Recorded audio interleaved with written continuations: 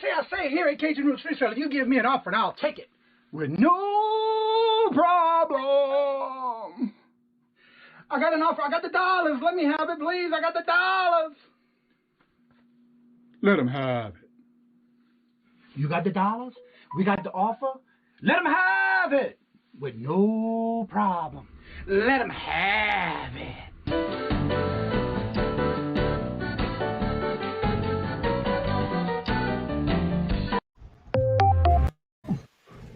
Hello. I was a rookie moment start right there. I don't know what in the world I was doing.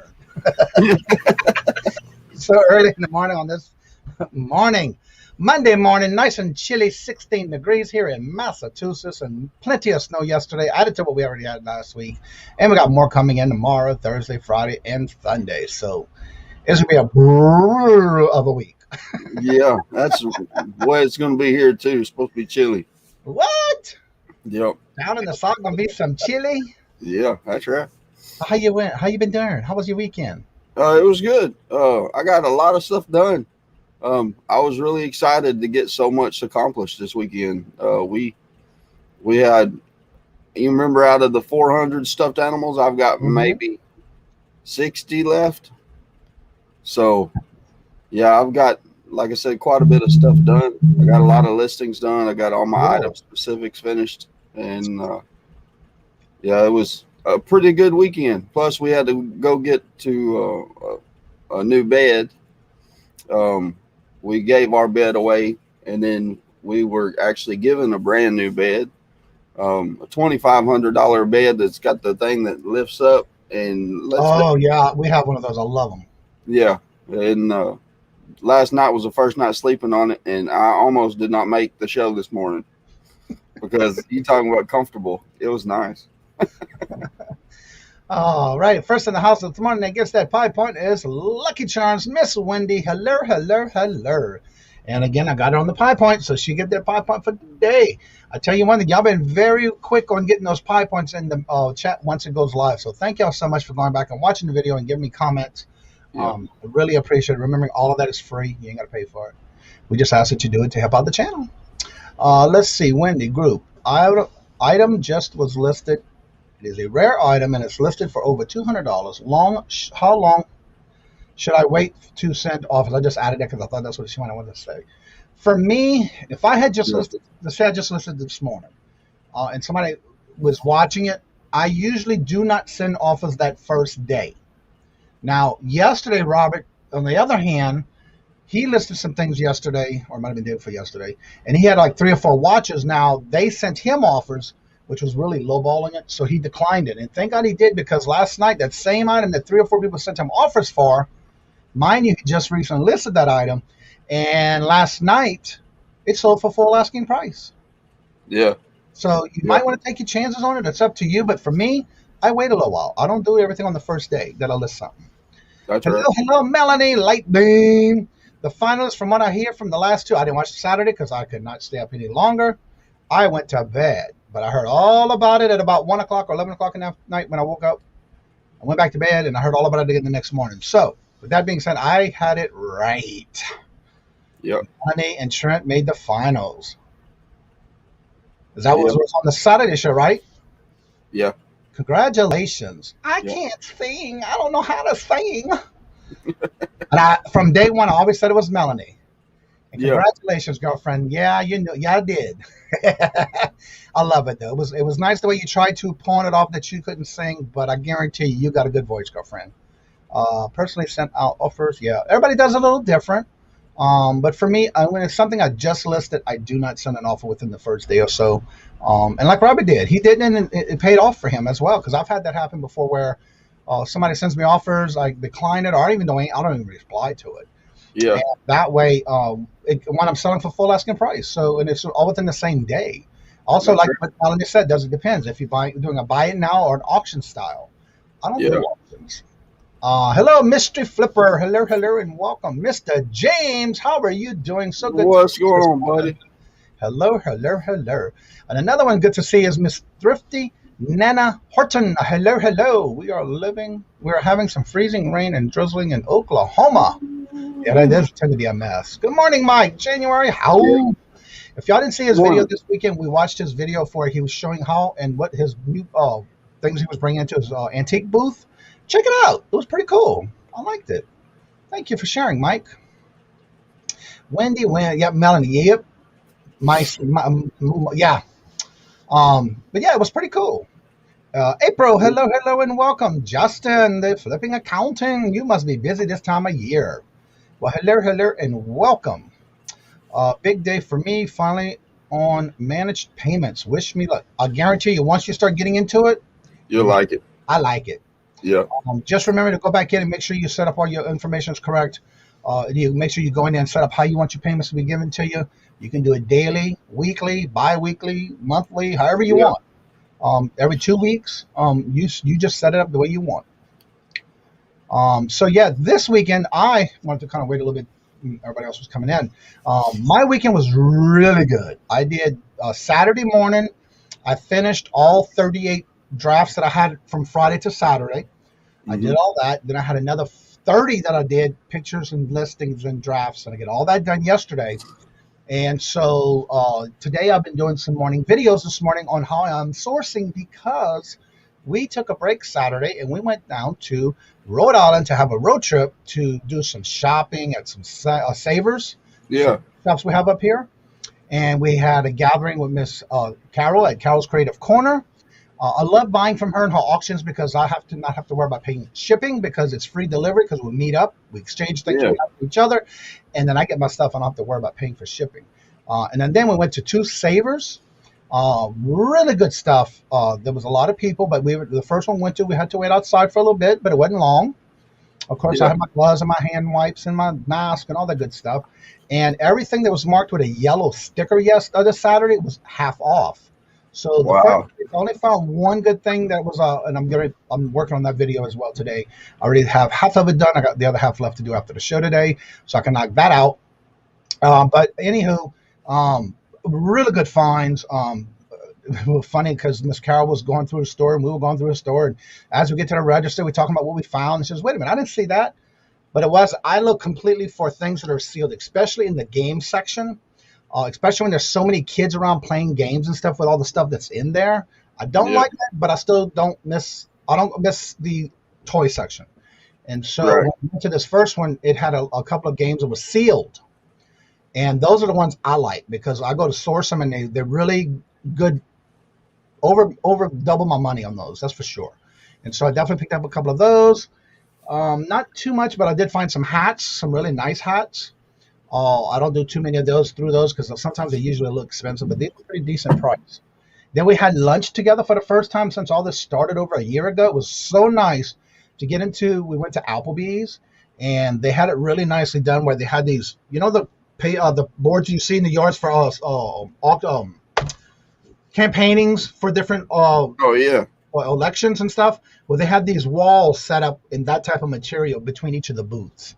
Okay. And so we were able to get in and have a nice dinner, lunch, and it was me, Robert, myself, and Miss Carol, and it was nice.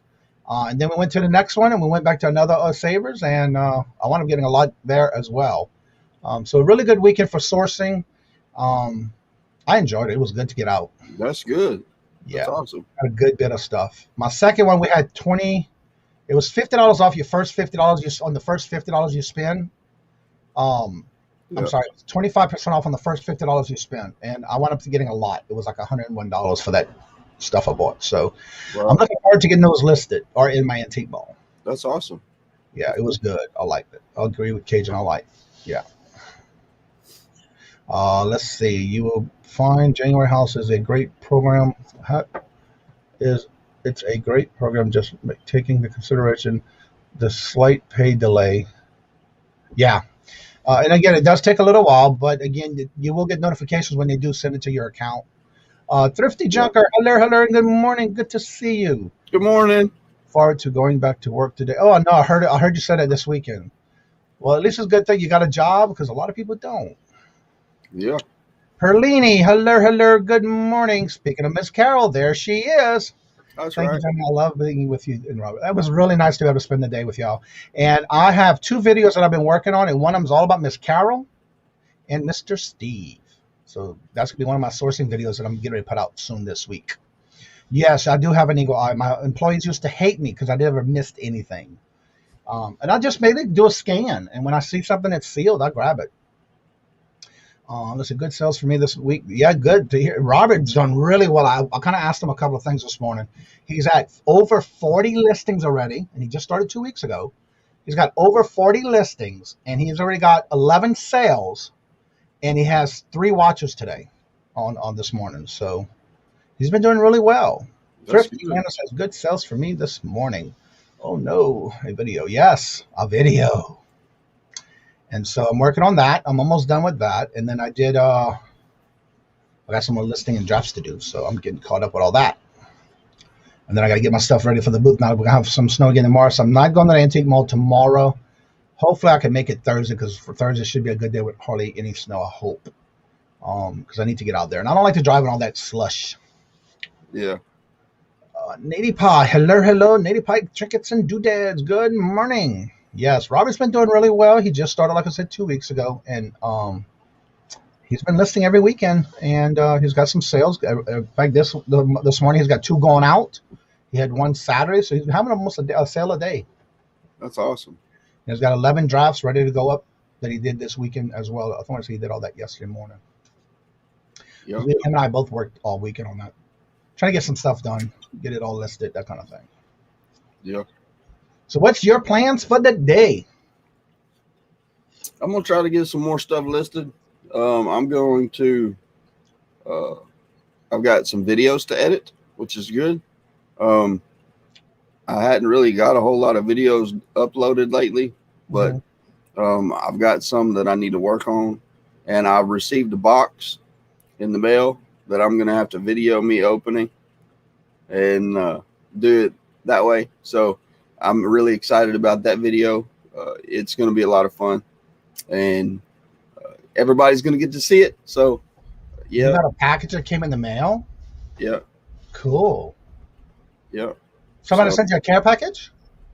No, it's not really a care package. It's more of an auction item package. Oh, okay, cool. So you're going to do a revealing unboxing? Yeah, I'm going to do an unboxing. Things? Yeah, I'm going to unbox it, then I'm going to rebox it.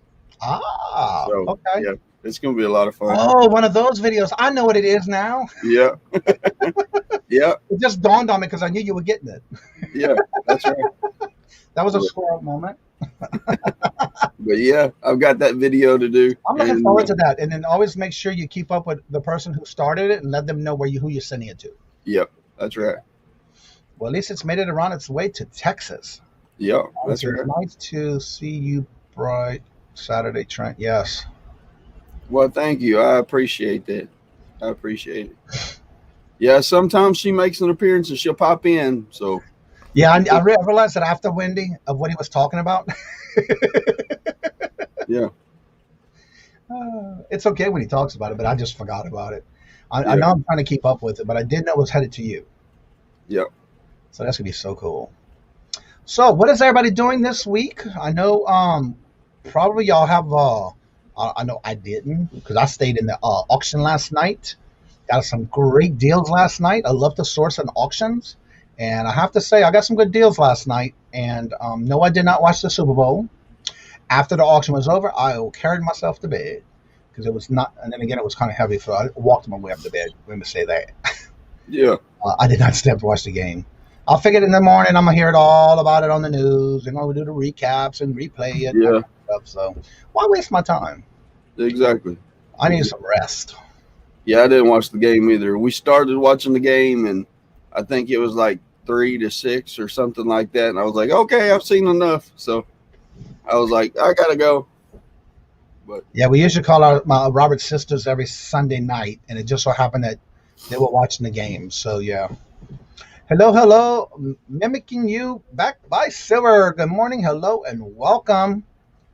Yeah, good morning. Natasha wheeling and dealing. Hello, and good morning.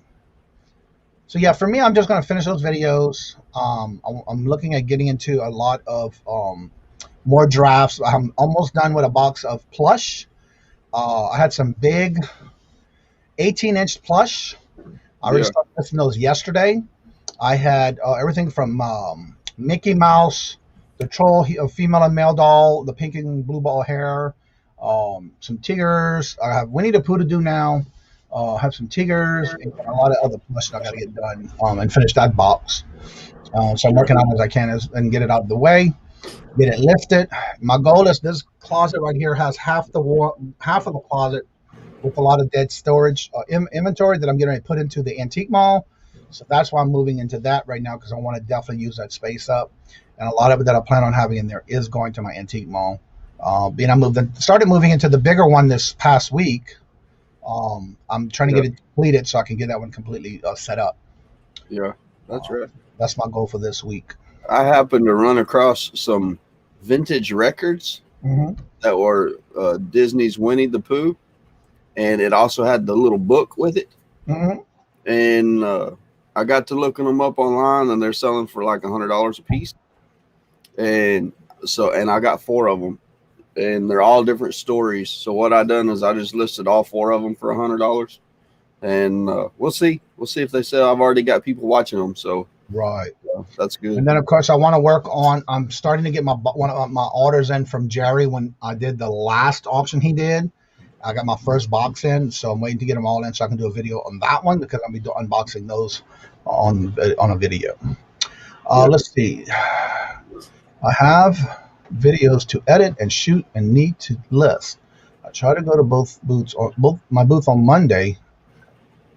Also because it's usually messed after the weekend. So yeah, I know I do that a lot myself because I tell you one thing, when these people come through and sometimes I have a lot of jewelry, I have some that are already locked up, so they have to get the key to get that. So I know those will stay nice and neat.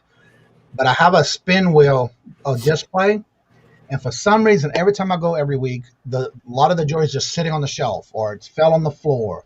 They don't pick it back up; they just leave it where it drops. So that's one of the reasons I go every week for that, to tidy it up, because I don't like the way it looks sometimes when I get there. Yeah. Good morning, forever best friend. How are you doing this morning? Hello. Good morning. So yeah, that's gonna be my goal this week because I want to get to the mall, the antique place, Thursday. There's too much snow on the road that we had to deal with yesterday. This way here, I get a lot done, and then I get that taken care of for the week. And so I usually go every Tuesday or Thursday or the weekend. Yeah. I knew yesterday we had too much snow coming. I wasn't going yesterday. Good game, Thrift or Junkie. It's good to report back in tomorrow. Yes, and if you haven't seen her video, she's done a video last week where she showed her antique booth. Our booth number is 255, and she would talk about why she picked the booth that she picked. So if you want to know any of that information, go check out her video. She did an awesome video on that. Spent most of my weekend taking photos of items in my light box. Congratulations. I'm being lazy, but I do buy a pack 10 packs of the McDonald's Pokemon cards on eBay yesterday. I eventually will do a video opening those. Oh, cool. Yeah, I need to do one. I have some coming in that I bought on auction this week. But last year I went to it, and I've been waiting to hold on to these because these are free. I have gotten them on one of the citywide garage sales they had. And this one house had all these things for free.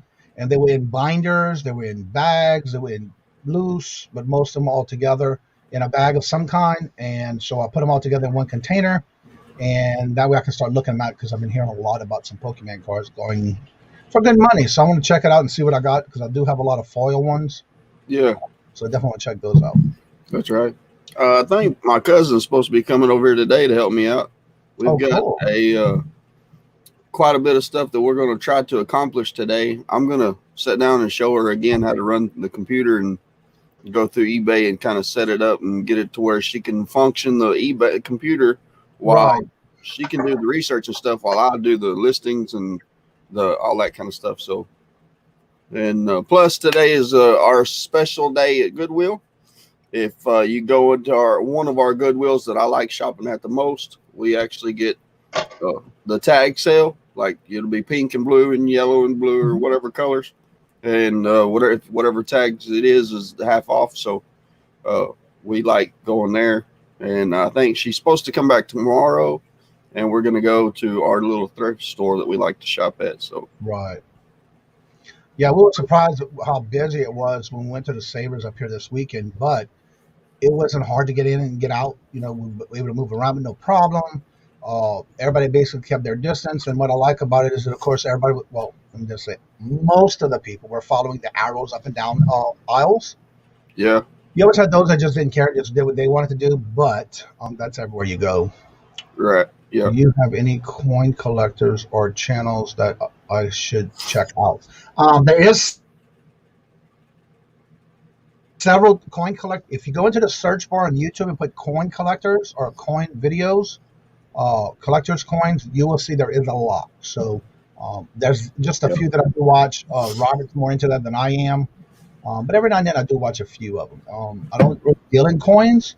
9 times out of 10, if I buy anything, it's for Robert because he collects them. So anything other than that, I don't deal with. Yeah.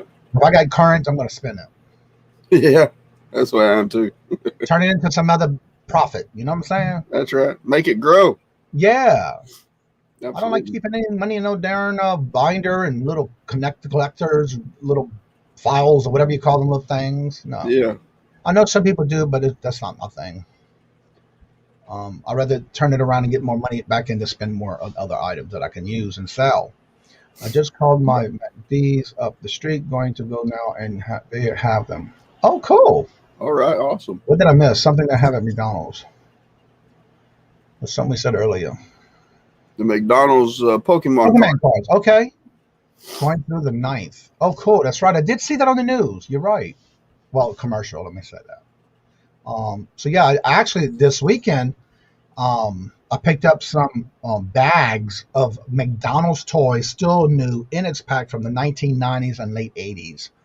Cool. And a few that were mixed in there with Burger King. And I got all those from Miss Carol's auction. And so I was able to pick those up this Saturday. And that's some nice pieces in there. They're old, but they're in great condition as far as because they're still in a sealed bag. That's awesome. Awesome. It's a 25-cent set to buy accordingly. Oh, okay. Cool. Reminder, Mindful Monday with Louie and Lewis at 4 o'clock, then bingo at 5 o'clock, and Dana at 6:15. There we go. Yeah. Lucky Charms, you got it all down pat. That's right. And today I do have some new donation of items that not only came in the mail, that I got in person from Miss Carol at Carol's Creative Corner, and I will be adding those to the bags today. And I do have something coming in that someone sent me as well as a donation, and as soon as I get that, I will add those to the bingo bags. That's awesome. Yeah. That's one thing I can say. Everybody's been sending me things, and also, by the way, if you haven't seen Miss Buying Space Mara's video this weekend, she got her first package in Friday. She did a small little video of it, and then she's got the other package that was delivered Saturday, but because the hospital does not have their mailroom open on a regular time on Saturday, more like banker's hours, so she wasn't able to get her second package, and she should be getting that first thing this morning. Yeah. Let's see. Grandkids were just at McDonald's. No Pokemon. Uh-oh.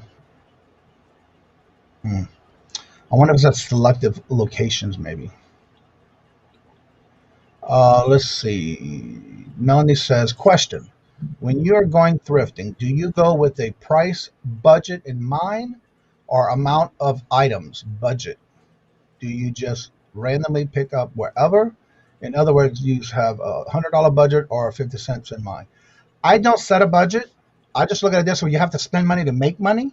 But when I am sourcing, I have no problem taking my phone out and seeing what the comps are. I don't look at what they have it listed for as sold. I only look at what's sold. The listed means that's what they're asking for it. So I don't look at that. I look at what's sold.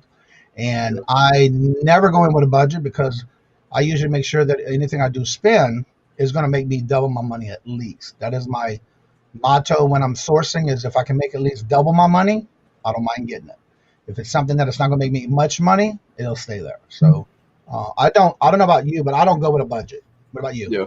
What I do is I go in there and I will kind of have a mindset on how much money I can spend, and I will look around and see what I can find. And if I find something that's over my budget, I will sit there and I will think about it and I will decide whether or not it's worth me spending the extra money. And if it is, then I will go ahead and purchase it. And if it's not, then I will pass, and I will keep looking for more products. Right. So to answer your question is, yes, I kind of have an idea of money, how much my budget is, but for the most part, I really don't set a budget. I just go in there and shop and see what I can find. Hello, and welcome, Infamous Stacker. Good to see you. Long time no see. But it's so great to see you this morning. How are you doing? Sandy Kirk, hello. Hope you're Good doing morning. well. Hope you're feeling better. LOL, people always complain about California, but I can tell you Midwest, back east, get stuff before you do in a lot of stores. Sandy, it is going to be a fantastic day. Yes, ma'am. Yes, ma'am. On my way now. Let's go. Congratulations. Good luck. Yes, it's so good to see you, Miss Sandy. I hope you're doing well. I hope you're feeling better. Yes. Melanie says, I personally go in with a dollar budget, but I am trying to figure out if it would be worth for me to buy a few things using that or keep buying a lot of the items. Problem is hoarding. For me, I do not pick up stuff that I like. Granted, almost everything I like what I'm going to pick up because I know I'm going to sell it. But I do not pick it up for personal use unless it's something that I have to have. If it's something that I want to have, no. Something I have to have, yes. But other than that, I'm picking up to resale. I do not pick up to just collect. Because my goal is to get all my collections out the door as well. But a lot of my stuff I'm holding on to for a reason of especially the Fenton glassware. I just watched a video this weekend where they were talking about how the prices of Fenton goes up and down. And right now they're in the down market where it's a good buyer's market. But I'm not going to be selling right away. But I do have a large collection to start selling when it does go back up. Yeah, that's right. Whatever catches the eye, but I do use my phone to get comps. I'm the same way. Now, if I go to a yard sale or something like that, I'm 99% of the time I'm looking to resell. So whatever I've got my eye on, I'm going to try to make money on it. But there have been a few times that I'd run across things that I'd been looking for personally, and I will pick them up too. Just because I've been looking for it. Now, things like computers and stuff like that, depending on the brand of computer and how much it costs, I am always in the market for a computer all the time, whether I'm going to resell it or whether I'm going to keep it or rebuild it or whatever the situation may be. Right. That's just something that if I find a computer, then I will usually pick it up if it's in the right price range. Right. Ronnie says, I need to go back to being frugal ways. Back by server, I'm often guilty of picking up extras for things and to ensure profit and pay for them. I'm okay. I am keeping. Okay. Yeah. Infamous Stacker says, doing great. Been busy. My friend lost my grandmother. Sorry to hear that. Oh, man. Kind of took a break watching videos for a while. I understand that. I know it was hard when I lost my mom and my grandparents. And that's just something that takes a blow to you. But just remember, for me, I celebrate their life, not because they passed away, but because of their life. And I remember things that they did that brought joy to my life. I know everyone's a little different when it first happens, but that's how I look at it. I always celebrate their life, not their death. To me, that's just another way of keeping their memory alive. And if something happens and you need somebody to talk to, we are here for you. Forever best friend says, boy, I do have 486 computers for you then. Yeah, well, come on then. I'm ready. Let's see. He's telling everybody hello. Yeah. Yeah, definitely go check out Mike's videos this weekend. He did put out a video about him at the antique mall, so definitely check it out. Let's see. Melanie says, I just have such a large death pile because of all the sales. But let me tell you one thing. I got some good deals from you this past week, even the week before that. And when I got it, and remember, when you're watching somebody's auctions and you see something in the camera, and then you get it in your hands and you get it at home, it is like 100% totally different. And when I say totally different, for the good. Because some of the items that she was showing in her auctions when Melanie does auctions, sometimes it doesn't do it justice until you actually physically see it. And to tell you one thing, it's like breathtaking on some of the stuff. I am happy to say that I am very pleased with everything I get lately from any one of the auctions that I've been doing. So buying, that is. You're welcome, Mike. Hello, Steven. How are you doing today? Good Good to morning, buddy. see you. So yeah, last night and yesterday and this past week, I definitely got a lot of good stuff, and I'm starting to get the items that I got from Jerry's second auction. I already got everything from the first one, but yeah, I started getting my first package to this weekend. Came in Saturday for the first of many to come. Yep. So I'm going to do an unboxing for those. Because again, when you get them, it's like I forgot I had that. I forgot I got that one. Yeah, I did get that one. Well, I spent that much. Yeah, but Yep. I know I'm gonna make money on it. Just like this weekend, I picked up a lot of jewelry boxes. Oh, I say boxes, but it was like little totes that, like for example, Brandon had his auction last night with Miss Carol and Miss Debbie and Max. He was Yeah. doing these little tubs that had about 50 pieces of brand new in the pack on the cards type jewelry, and I wound up getting those for $10 a piece. And so Oh for wow. me, that's like less than 20 cents a piece, something like that. That's awesome. Makes sense. So a lot of that stuff I definitely will be putting in my antique booth. There are some pieces that looks like I'll be able to put in either in Mercari or Etsy. So, but then again, at the end, they spun the wheel because he does this thing where you spin a wheel if for every $50 you spend, and I wind up getting $10 off. So practically, I got one of those tubs for free. So definitely check out their auctions on Sunday because each one of them give away something during their show. Their auction on Sundays, Miss Carol. I know how that feeling now. I found the local toy store online. Yeah, I did get a lot of things this weekend listed as far as Hot Wheels. Yeah. Yeah, I was surprised on what I can get for them compared to what I paid for them. So my nose is itching. Ugh. I've been thinking about taking some of my products and turning them into a consignment shop and seeing if they can sell the products for me, and then just me making a percentage off of it. Well, make sure because they usually jack up the price so they can get their percentage as well. Yeah. So Yeah. you We'll want to do. think about that before you do that, and what would be your percentage they're giving you. Yeah. The little retail store that I'm thinking about is the one that I shop at all the time because their prices are fantastic. And I mean, if the products that I'm planning on donating are products that I'm just not going to sell in my store either way.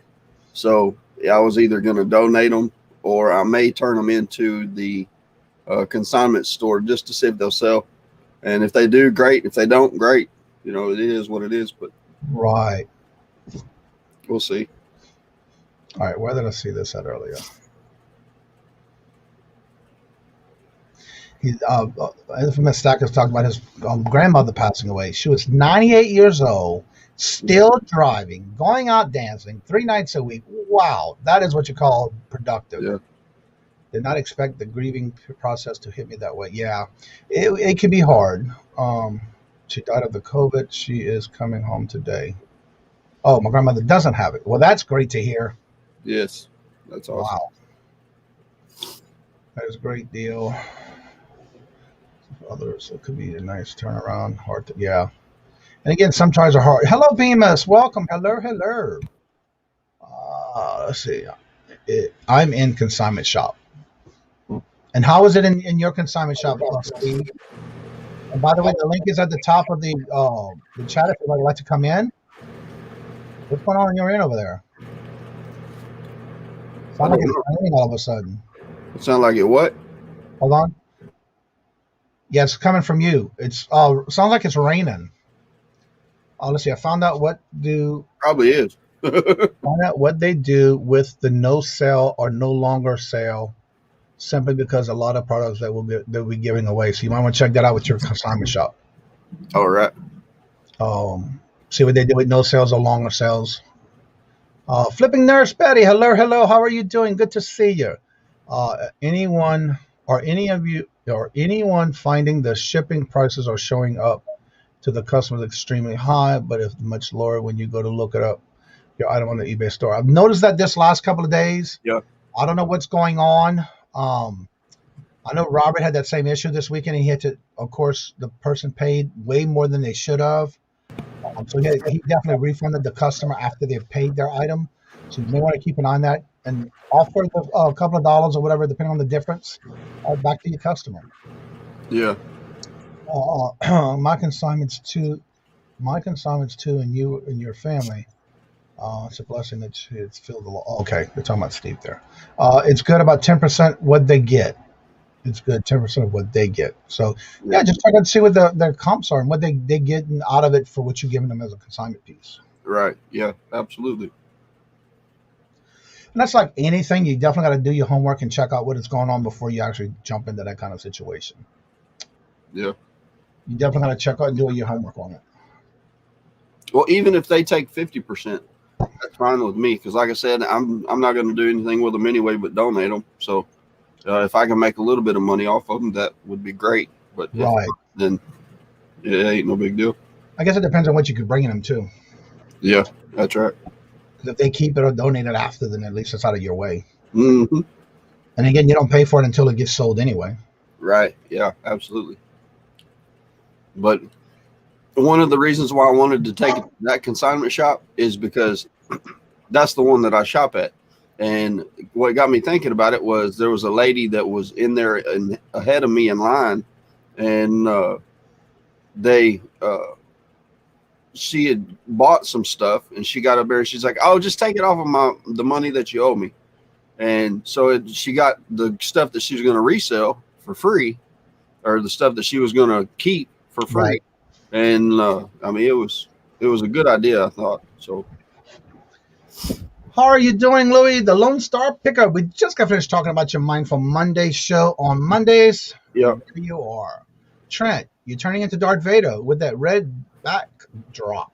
Yeah, I can't help it, guys. I'm a father. Yes, indeed. There's his Mindful Monday. Episode 20. Guests will be Gravity Goods and At Home with Trisha. Yeah, Trisha. So definitely check it out. He's on every Monday at 4 p.m. Eastern. I don't know what that would be Pacific. 4 or 5 hours, maybe. Yeah, something like that. Something like that. Yeah. So, how was the weekend with you and the and I'm sorry I missed it. I know I was up Friday night, but I couldn't do 2 nights in a row. So, yeah. How was the thing after in reference to the I think I heard that Dana got kicked off. Well, this would have been her week she got off. And there was you and Melanie. So, how did that go about, and how did that work for you? What they done is they ended up just go ahead and canceling the rest of the season. Mm-hmm. Because there's some issues that they have to work out, and if they were to continue, then it could jeopardize their channel completely, and they may lose that permanently. So everybody understands. I mean, we had fun while it lasted, but like Robert, I was saying, at least we got down to the last 2. Yeah, it was a great little episode. It was fun, but hopefully that can all be worked out. Again, I'm just shocked at what happened. But then it's kind of sad because of the fact that it was a good little program for everybody to have a good time and have fun. Yeah. And then they have to deal with that. So they're still trying to come up with season 2. As of right now, they're planning on doing a season 2. But if everything still goes the way it is right now, then they're going to have to postpone it and kind of hang tight with it. But yeah, for the most part, it was a lot of fun. I really enjoyed. I did too. As a contestant. And I was trying to figure out who was who that you didn't know, but think you know. Yeah, that's right. And like contestant number 4. Yeah, that's right. Yeah, and contestant number 5 was pretty well a shock to me too. Yes. I didn't know that it was Melanie, but surprise, it was Melanie. I kept saying it from day one. Yeah. Everybody knew it was me and Dana, so that wasn't really much of a shock. And of course, number 1, we knew who that was too. yeah, that's right. Flippin' Nurse Betty says, "Do you think flat rate shipping on all items or most, or is a good idea?" For me, I do calculated shipping all the way. But what I make sure is when I do put my measurements and weight in the description when I'm doing my listing, I do as close as possible. I do, if I don't have an actual box that I'm shipping it in, but I do know about how much it's going to be. I usually, when I weigh my stuff, I always add 2 ounces. And then on the shippings, I always do 2 inches on each side because I know I'm going to be bubble wrapping it. putting it in a suffocation bag before I put it in whatever pack I'm sending it in or box. So for me, that's how I do it. And I do know there are some people who do flat rate across the board. They do it for international shipping and they do it for domestic. So it's whatever you. It depends on how long you've been doing this and Right. whatever for you. But for me, I find it works as long as I know I have the right. I'm usually right on the nose when it comes to the shipping cost. Very seldomly it'll be over the amount of what they are.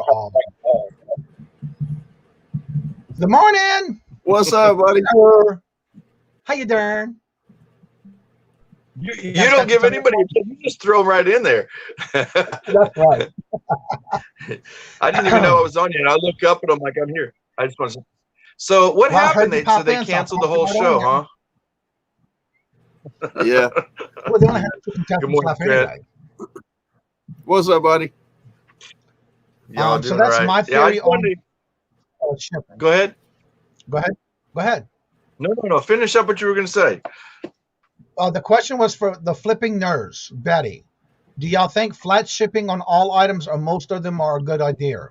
I know some people do flat rate shipping, but they basically like, for example, if it's this domestic, it's one flat price. But you got to remember, depending on where you're living in the States, if you're right in the middle, usually 9 times out of 10, you're in the perfect spots for it to go either way. But if you're on the East Coast going to the West Coast, you got to think of that. I know some people put a flat rate on Canada, then a flat rate on domestic, and then a flat rate on certain countries.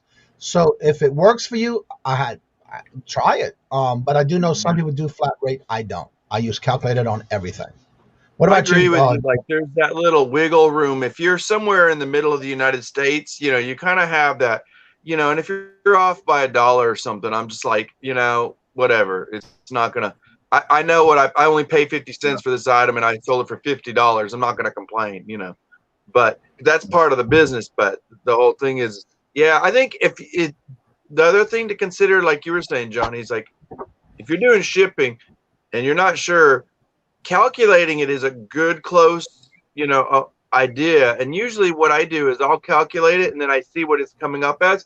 And sometimes if I feel bold enough, I'll go ahead and just charge a little extra on top of that and do a set flat fee. Like if it's a little over $3, I charge $3.99 flat fee, so that there's this kind of, or, and if some cases too, where like if it's all about the sale and you got a $27 item and like everybody's kind of random with 26, 27, 28, I'm always kind of just fitting it in that and saying, I'll deal with shipping later because I only paid $1 for that item or something Exactly. like that. Yeah, that's right. That's right. But, And with me, I wanted to give a quick notice, but go ahead. You wanted to greet some people? I want to say something real quick. Go ahead, Trent. With me, I use calculated shipping all across the board. That way, it's covered. I don't have to worry about it. It's no more headache than it has to be. I just put calculated shipping on it and let the eBay people figure out how much it's going to cost. Now, one thing I do too. I tell the newbies too. Just focus on, like, when you start, focus on, selling all the local stuff, whatever you can. If it's free, cheap, and stuff. But focus on your shipping and handling, and just start working it and ask a lot of questions. You may spend 2 hours on eBay, but if you got to ask a certain question, call eBay. Ask people here. But it's not that bad if you really just start taking notes and just really kind of get. I'm able to pay extra 50 cents or $1, if it's going to just creep up. There's random stuff that comes up, and oops, sorry, my alarm's going off. But, yeah. Time to take your meds. Did y'all hear that? I lost everybody's visual. But, you turn to the side. There you go. There it is. But no, like with me, I don't want to take the time to figure out how much extra it's going to cost and all that kind of stuff. I just put calculated shipping in, and no, I don't worry about it no more. I don't either. If you're one of those you don't want to think about, just do calculated, because you're still going to pay. Here's the other thing you got to think about. And the reason I was saying is, why would you do calculated and then up it up a little bit more? You know what? I got handling fees. And people go, that's not true. No, you got to pay. These things could be 50 cents each. If you go to local Sam's or something like that, and you got tape and you got whatever, and my time, I price my time as $25 an hour, so I better be making, a lot of money listing that stuff. And It's, I don't have a problem charging a little more because I'm paying for all that fee. And don't forget, eBay takes, what is it, 15% out of your shipping and handling? Yeah. Percentage, yeah. Well, let me ask you this. Do you charge on all your items on handling fees when you list something? On the handling fees? You mean like a little extra? Yeah. Depends. I don't like overly charge. Like, I don't go crazy or nothing, But if I see that there's a hot item out there and, and I got to ship priority, I always tack on an extra $1 just to be sure, because I wrap up extra bubble wrap and, I take care of my items. And I've never gotten a complaint about that. I'm chintzy and, and it's like this morning I woke up, I did an auction for the first time in a while. I just sold this book. And you're going to go, oh, that's Harry Potter. How do you know? Look at it. Can't even read that sucker. Oh, that's Bengali. And I found this at the Goodwill bins? Yeah. And I went and picked this up and I went, that's the oddest book I've ever seen. I said, it looks like it's a bootleg. And it's not a bootleg. It's actually legitimate. It's authorized inside. It's got the copyright. It's just, it's legally, permitted to be this version in a different country. And I thought, it's got to be worth something. And I did not see one on eBay. I thought, give it a shot. It's only 20 cents. That day I picked it up. Just see what it's in, what language it's in? It's in Bengali, which is, Bangladesh. Yeah. And so get this. As soon as I put it up, I don't know what I was thinking. I did it real quick and I listed $15.99 or something like that for an auction. And I went ahead and did it. I did it under a collectible because I figured somebody's going to want to collect this. And I was right. I look at the guy that's bidding on it. I go into his positive feedback and I look at all his stuff and I start clicking. Everything he bought was, guess what? Harry Potter from different languages. And on an average of $40 to $90, he was paying a book. Wow. And I went, that's awesome. So in a way, I was like, God, I only charged $15, just for the starting. Yeah. But it ended today, and I got $60 for that book today. There you go. Crazy. That's right. That's good. That's awesome. You never know. You got to roll the dice. Right. What I do is when I'm doing shipping, and say for example, it calculated it at $8.95, but they wanted to do it first class. And I do give multiple choices for shipping on my shipping part. Sometimes I'll do that too, depending on the item. Yeah. But if they want to pay, say, $8.95 for something and it's only $4.65, I'm going to refund a few dollars because of the fact that if you know that you're going to be honest with that customer, and a lot of times they come back and buy again. Now, if it's just a couple of cents, top of a dollar, no, I'm not going to refund that. But if it's a no, my threshold is if it's $1 or less. Like if I start overcharging them $6-7. I feel always just write them back and say, here, I'm sending you back a little bit of money because, I felt like overcharged. And, I said, I did it within my shipping and handling ratio. And so now what I do I've sent $5 and $10. If they pay like $8.95 and they're shipping, you go to do it and would they pick, say, first class and it was only $5 something, I will go to the next level up and do first class priority and bring it closer to what they paid for. That way they won't expect it that fast. And they're getting it at a higher rate. Yeah. So, yeah. And that's a good practice, Johnny, because you're not only doing a good service to them, you're being honest, but you're getting it there fast as you can to them. Yep. And they love that. They love it. Yep. Yeah, that's right. Flipping cool goodies. Hello, and welcome. Do you find that eBay calculating shipping is close to the actual shipping cost? I find that it is, but when I go to do my labels, I'm getting a 10% off on my shipping labels. So I'm still saving a little bit of money, but it is as close to what I say it was going to be on actual shipping. So yeah, I don't know about y'all, but I find this actually close to it. Yes. Because even if you do calculated shipping, you're still paying more for it because after eBay takes their fees and stuff. So like I said, on average, I've gotten better at this just intuitively. We're like, I know how much media costs. It's generally like if it's 1 pound, it's $3 rounded, Yeah. And so sometimes I'll charge $3.75, flat rate shipping, especially if it's a good item. And then I extra pack it nice. I've never got complaints. Like this book is going in a poly bag. I'm gonna bubble wrap it, cardboard, and put extra bubble wrap because it's going to United Kingdom, Right. And that person asks, can you please ship it, carefully? Hey, can I mention something real quick about mindful merchants? Yes. Today's a different day. It's Okay, now just real quick, Melanie's saying that it was the same. She has a question for you. Was it the same guy who won it, or did he lose out at the end? Say that again. Was it the same guy who won it, or did he lose it at the end?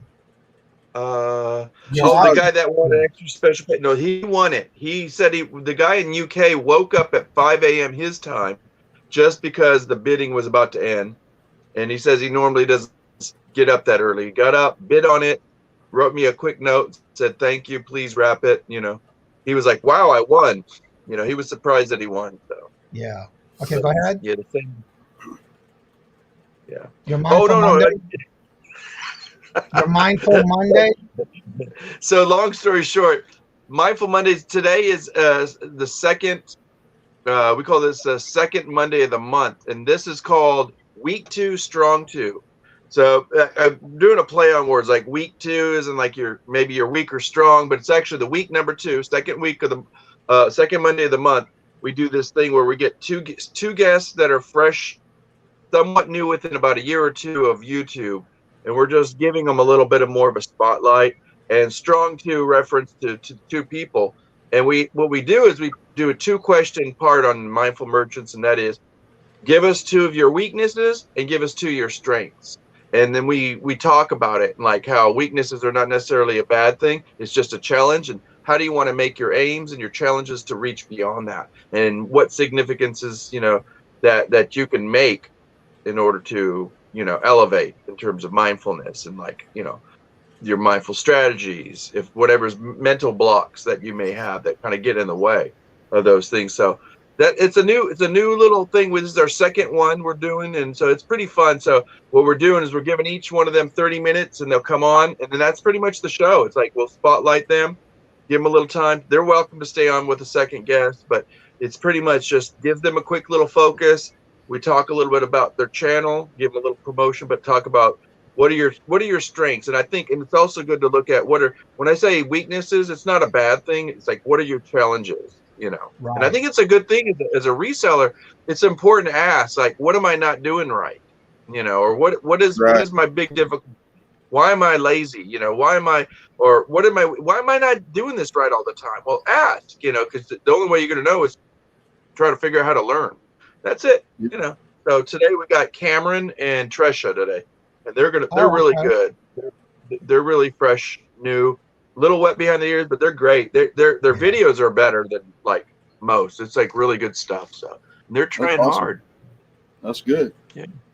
And awesome. Johnny always loves, and you too, Trent. You guys talk about positivity and like how can we be, a little more stronger in terms of like what can we do to, elevate. So that's pretty much. So every second Monday of the month, week 2, strong 2. That's all I want to say. Thank y'all for letting me be here. What time is it and whose channel? How do you use the channel? 1 p.m. Pacific, 2 p.m. Mountain, 3 p.m. Central Standard Time, and Johnny's time, let me go on this side. Johnny's time, I'm going to poke him, is 4 p.m. Eastern Standard Time. All right. But in Trent and I, our time is 3 p.m. Central Standard Time. So y'all make it. We'll have a fun time. And then don't forget, Johnny's got his first 30 minutes. Yeah. Woo, woo, woo. All right, that's y'all. Right. Y'all take care. I'm going to get out of here. Too. One of the biggest recording guy. Hello. Yeah. Took the advice and getting a banner done. Thank you, Trent. Took your advice in getting a trailer and a banner done. Oh, cool, April. Thank you for sharing. That's awesome. Sandra says to set up a way to step forward, 2 steps forward back when you were going to flip around this week. I pray. Put your link in the chat so we can go check it out there, Countless April. That's right. JRKR, good morning, hello, and welcome. Back by Silver, hello, and welcome. I know why everybody was chatting a few minutes ago. I went ahead and put your names in the chat for help. Hello and welcome. So if I missed anyone, I'm sorry, but I did try to catch up with that while we was speaking. Yes, tonight is bingo. Yes, 5 o'clock p.m. Eastern. You pick 5 numbers, 1 through 75. You put them in the chat, you write them down, and that's your numbers for the night. And if you win, you win a prize. And tonight we do have some new donations added to the bags tonight. Whoop, I whoop. used to use a calculator, but the costs were so out of the whack that stale stuff. Yeah, I've never had a problem with calculated shipping. Yeah. I haven't had any problems with it. The thing I had a problem with was when I first started, and I was making a lot of rookie mistakes by giving out free shipping.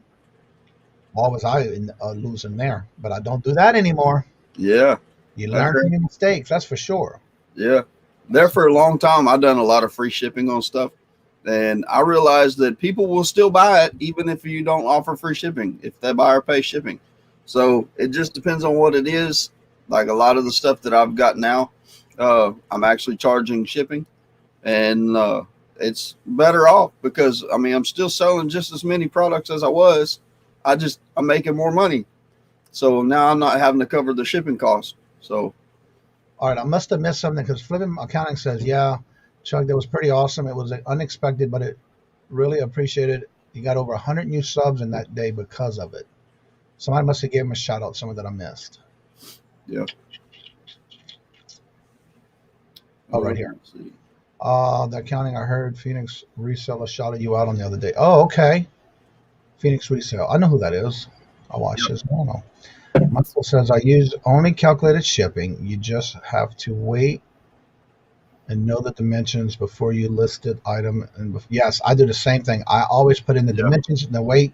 But what I do is I always add 2 inches around each side because I know I'm going to use bubble wrap and suffocation bags to pack it. And I may use some filler paper depending on what box or bag I use. And then, of course, I actually do add a couple of ounces to the ounce part. Hello, Southern Vintage Picker. Hello, hello, and good morning. Good morning. But as long as you keep doing that same thing, you get into that routine of how much you should put in your descriptions can Yeah. help you with the calculated shipping. But if you underestimate, make sure you do not do that because that's going to cost you more money and it's going to come out of your profits. Right. That's right.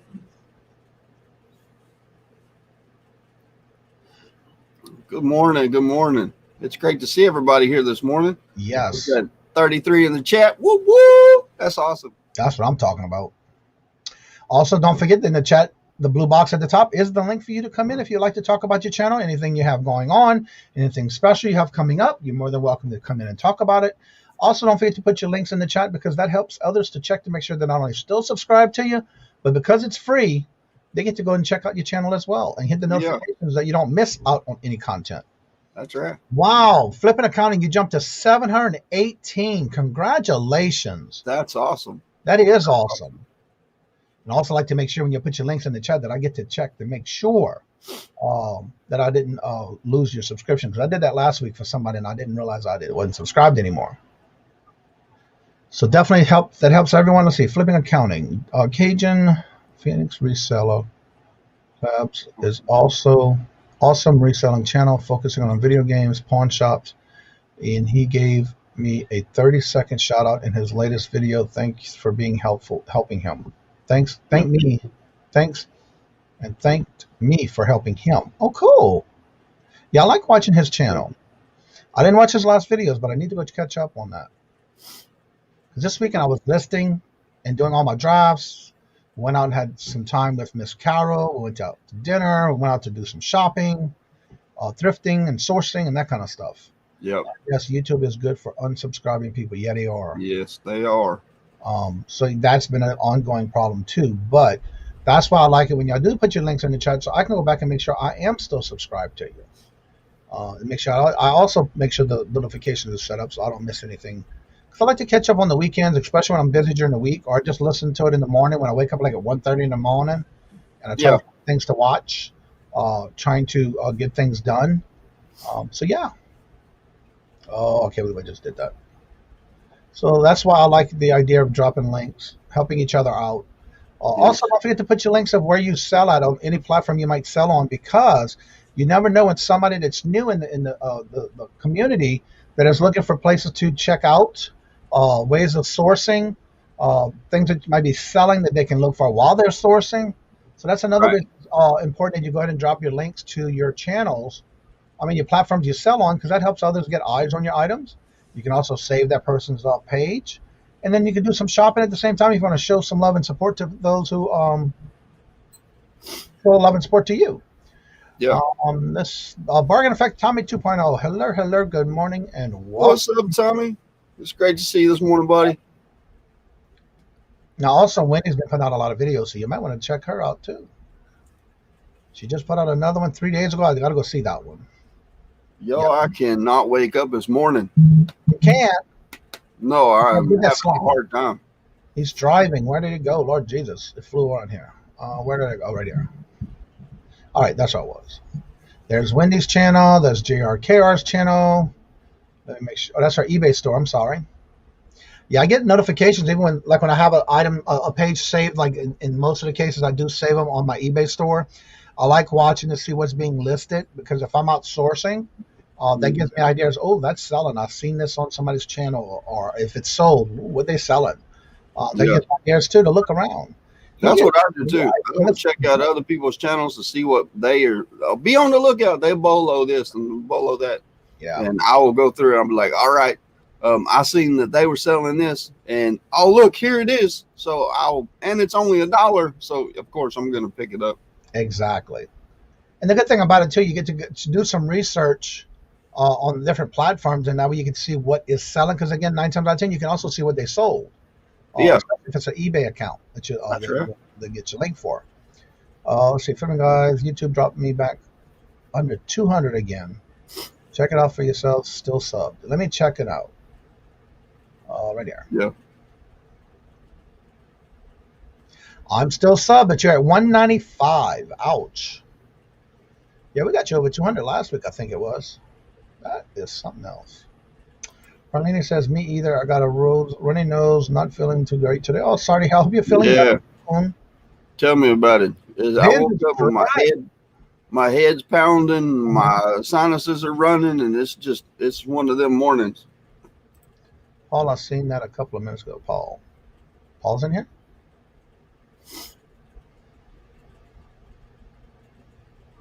I must have missed him somewhere. Let's see. Platform. There's a Thrifting Junkers platform link. Go check that out. I was at 209 last night. Okay. Yeah, they do a lot of purging, and so a lot of times they do that. But you'll get more back again during the week. Trust me, it'll go back up and down. I've been like that all this time. Yeah. Okay, they're the Paul. Okay. I was looking for the other Paul. I haven't seen him yet this morning. I saw him in the chat slot yesterday. Yeah, I knew that.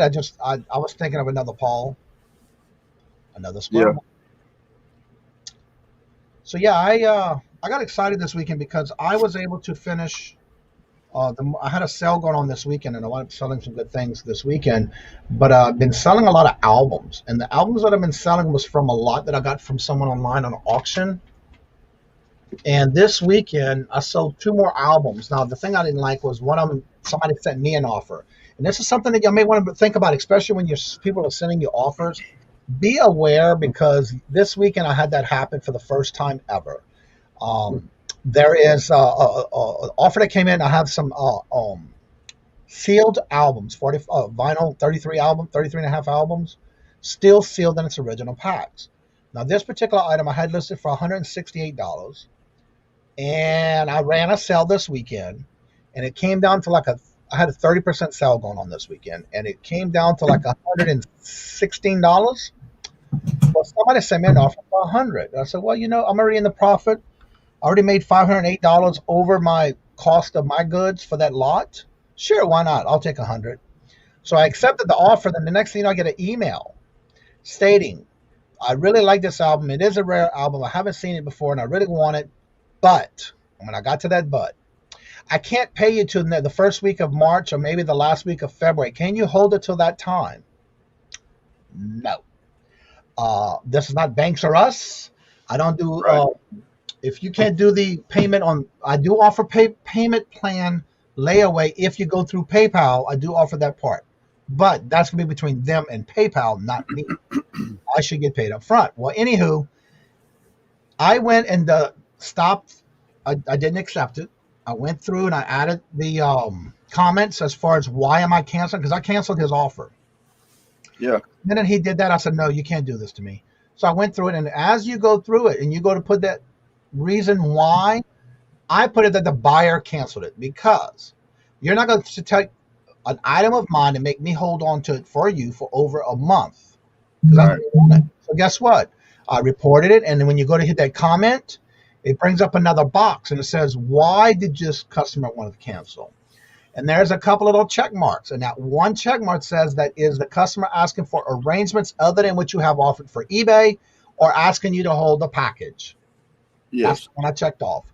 And so that he only gets not only a ding for him not paying for the item, but the cost of him wanting me to hold the item for him. So that's what I did. And so be on the lookout for stuff like that. Don't be afraid to cancel it, and you know for a fact that it was a scam, because to me that's what it was. It read scam. So yeah, be on the lookout for that kind of stuff. Be mindful that that's what they're trying to do. Don't do it. Maggie, hello, and welcome. Good to see you this morning, Paul. They have been doing that to me as well. I lost 22 subs. Yeah, mine's been going up and down also, but that's everybody. So it's not just one or anybody particular. It's just that's what they do. Let's see here. Fishing good morning, hello, and welcome. I can't find the Masked Singer episode 6 video. You get kicked off. Yeah, because they don't have it right now. I think they had I don't know. Did they time is gonna have to answer that one. I'm not sure what happened. Who is the artist? Artist where? Oh, on the album. Let me see. Good morning to Jackass Retro. He said good ding dong diddly day, resellers. Good morning, Vintage Brundage. Susanna, hello. Everybody's saying hello. I'm looking up Jackass Retro. Hello. Susanna, excuse me, I did say that wrong. Susanna. Hello. Good morning. Trinkets, everybody's saying hello. Was that part of the new feature? I had seen the choice. Why did the customer cancel?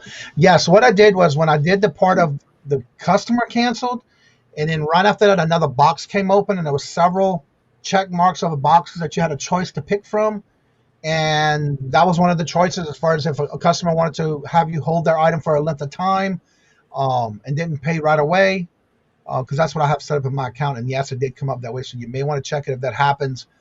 That's what I did in this situation. Yeah. I looked it up, Adam, for you, the Adam album. But again, he's the one that said it was rare and this, that, and the other. Can you hold it for me for about to the end of the month or beginning of next month? Of course, I didn't answer and reply to it. I just went ahead and canceled it. Why I canceled it? Customer doesn't want it anymore. Then I went back into that part and did that as well. Can't believe Dana got sent home. That was a shocker. Yeah. We are going through something that will with YouTube right now, and so the videos are down temporarily. I'm getting to work out that, and they will be back on. So that's the reason why you can't see the videos right now. There was a video that we did. I say we, but they did a live on Daz's channel Friday night explaining what happened. So we just did a hangout, and it was nice to hang out with them on that channel for that situation that was going on. Yeah. Thank you for watching on replays. Yeah, as soon as they come back up, you'll be back to watch. You better watch them. They did Saturday was on Daz's channel, I believe. Saturday night. Yeah. Okay. Yeah. Let's see what else it says. What had happened was they had wanted to continue the series, the show, but there was an issue that had come up, and they had to go ahead and end the season. And the people that were still contestants, all were considered to be the winners. So they're going to get a cup or something, whatever Tommy and them decide. And so Dana and Melanie and myself were crowned the triple winners or whatever. So, but it was good. Like I say, we all had a lot of fun doing it. and looking forward to the next season whenever they get around to it and whenever they can do it. Like I said, guys, they're working on it. They're trying to get it all figured out so they can get season 2 up and running. And but like I said, it was a lot of fun, and I'm thankful that they gave everybody something to do on Friday nights, and they brought a lot of entertainment and a lot of joy to a lot of people. Yeah, and it was something that was a lot of fun, and it was well deserved and well needed. yeah, exactly. Because that was the one thing about it. It's all about having fun. Yeah, that's right. Native Pie says, yeah, have them go to Walmart and see if they would hold their items for until March. Exactly. They'll make you put it on layaway, if they even still do that. Yeah. Like Dana says, yes, it was a lot of fun. And that was. I enjoyed it, even though I was contestant 4 and I got off the 4th week. I was the 3rd one to get kicked off. It was fun because I enjoyed myself. It was fun to see people's reactions when they saw it was me. I had a blast doing it, and so the comments were, I can't wait to meet that female, whoever she is. She sounds like she's good and fun to party with. And that's all I did was adjust my voice on my programmer that I use for my recording. And every week I turned it up and down a notch to where we get closer and closer to my voice. And I was on notch number 3 at the time when I got kicked off. So that was the fun part about it, seeing the reaction, having people enjoy the chat and everything. Did I miss artist eBay record? Okay, Adam, the name of that record actually was from 1989. It was a Dolly Parton white limousine from Columbia Vinyl. It was a Columbia record from 1989 by Dolly Parton, white limousine.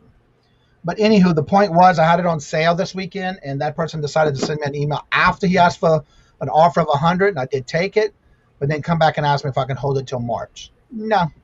No. Now when I already had it on sale to begin with. I was running up 30% off this weekend.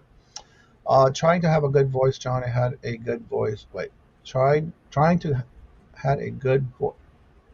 A good voice and a good voice. I thought it was fantastic.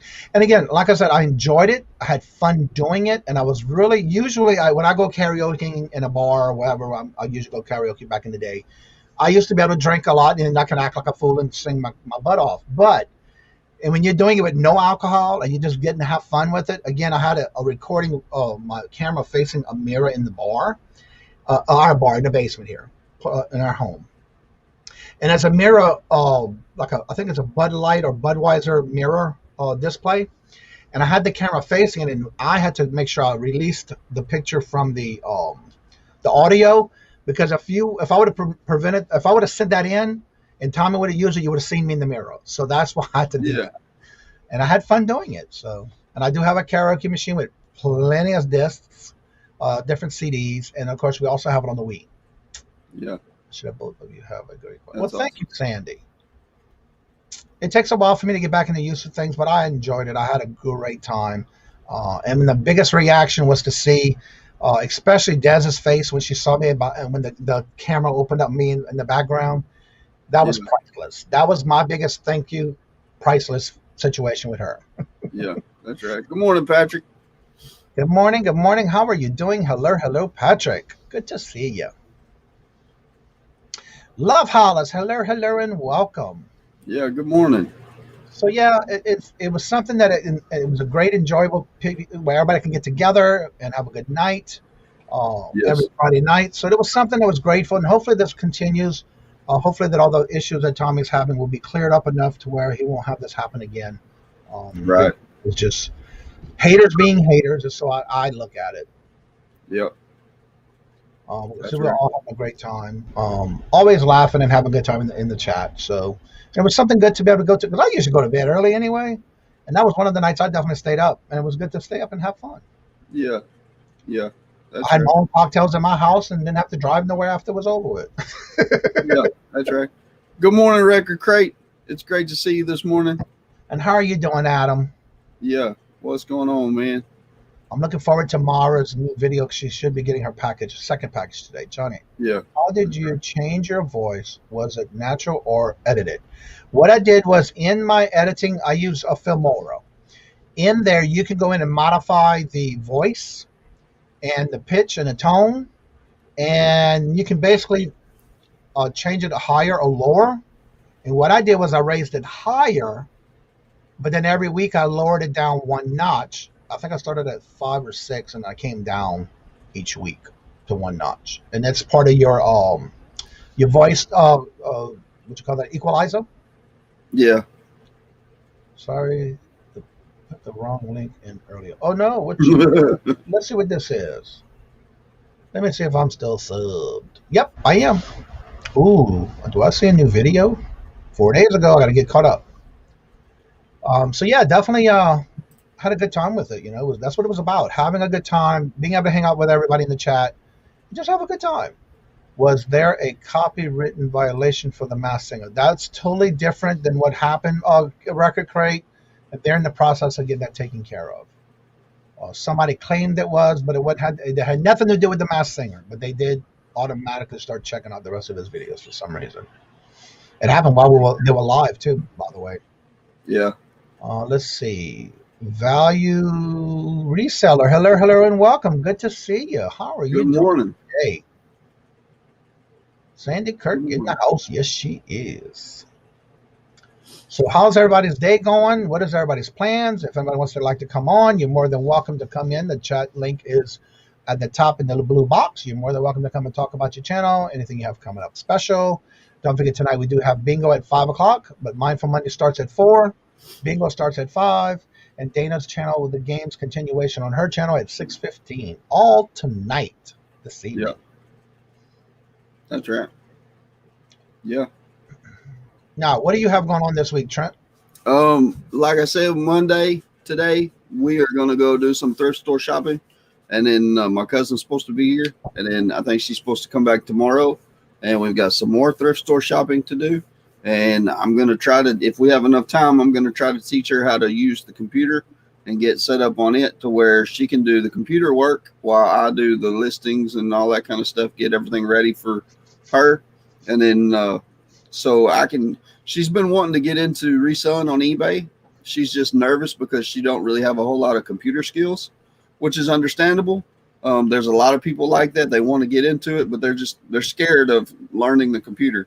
Right. So I'm going to help her, teach her everything that I can so she can get in here and make some money. And she is a stay-at-home mom. And I told her, I said, there's no reason why you can't.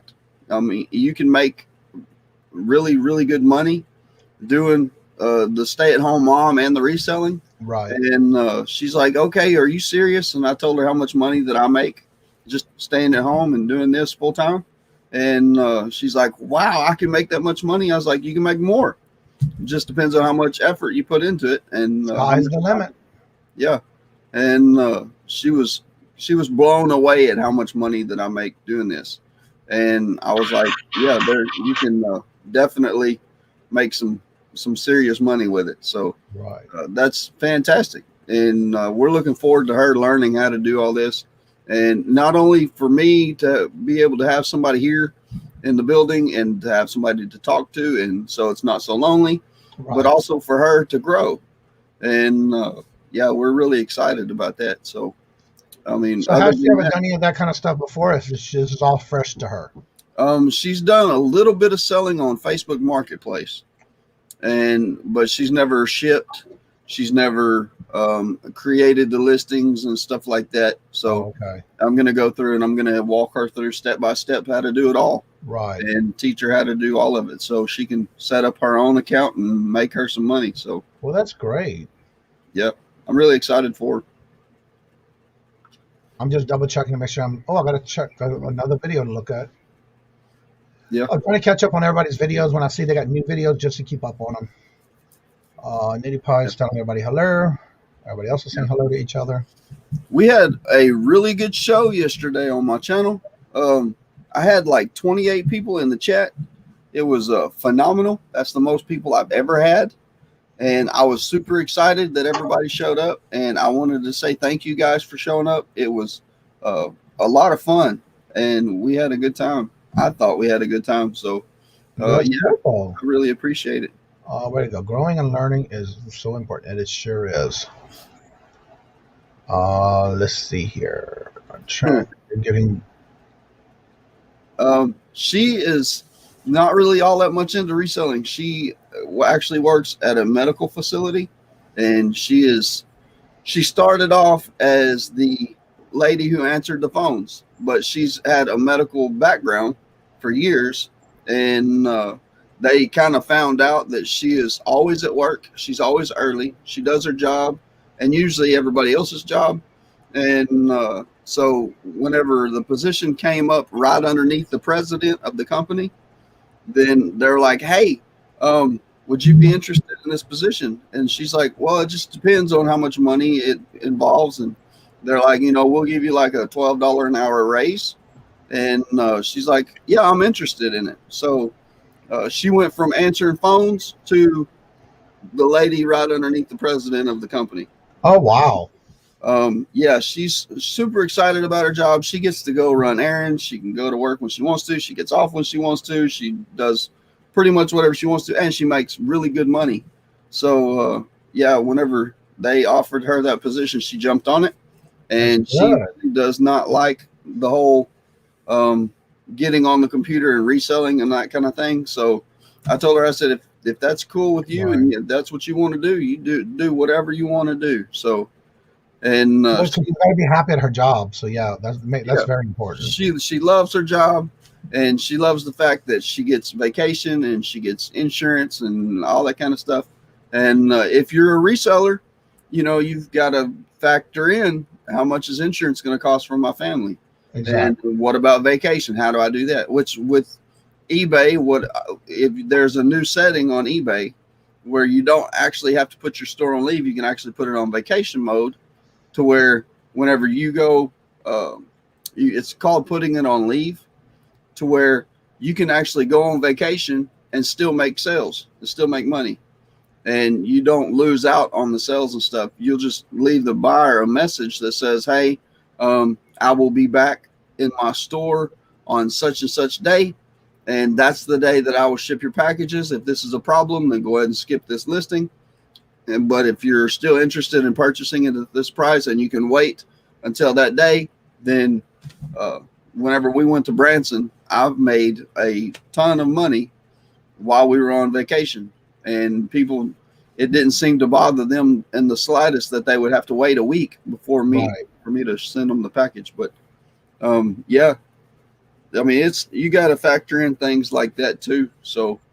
Well, what's good about it is that you have to let your customers know up front, because that'd be their choice if they want to continue or if they need it right away. And a lot of times it's not one thing or whatever that they have to have like tomorrow. So they're willing to wait as long as you have something set up to let them know what's going on. 9 times out of 10, they're going to be okay with it. Yeah. And that's one of the things. That 1% that won't be okay with it. Yeah. And that's the way it is. Whenever you've set up your time away, then you have the option. But you make sure you change your handling time as well. No, you don't have to change your handling time. I'll have to check into that then. Yeah, because like I do the 1 day handling time, and as long as you leave them a message, then you still have the 1 day handling time. The only difference is that 1 day handling time for not being out right away. No, they won't. I'm gonna have to look into it then. Yeah, that's interesting. Because you're leaving the buyer a message telling them that, look, I'm not going to be able to ship the packages till like March 3rd or whenever. And so you've set it into effect so the buyer knows. And eBay, because I contacted eBay and asked them about it. I was like, look, I want to know if I'm going to have to change my handling time to, 5 days or, whenever I get back or whatever. And they're like, no. They said whenever you put time, what's it called? Time away. On leave? Well, it's not. Yeah, it's kind of like leave. Let me look it up, and I will show y'all what I'm talking about.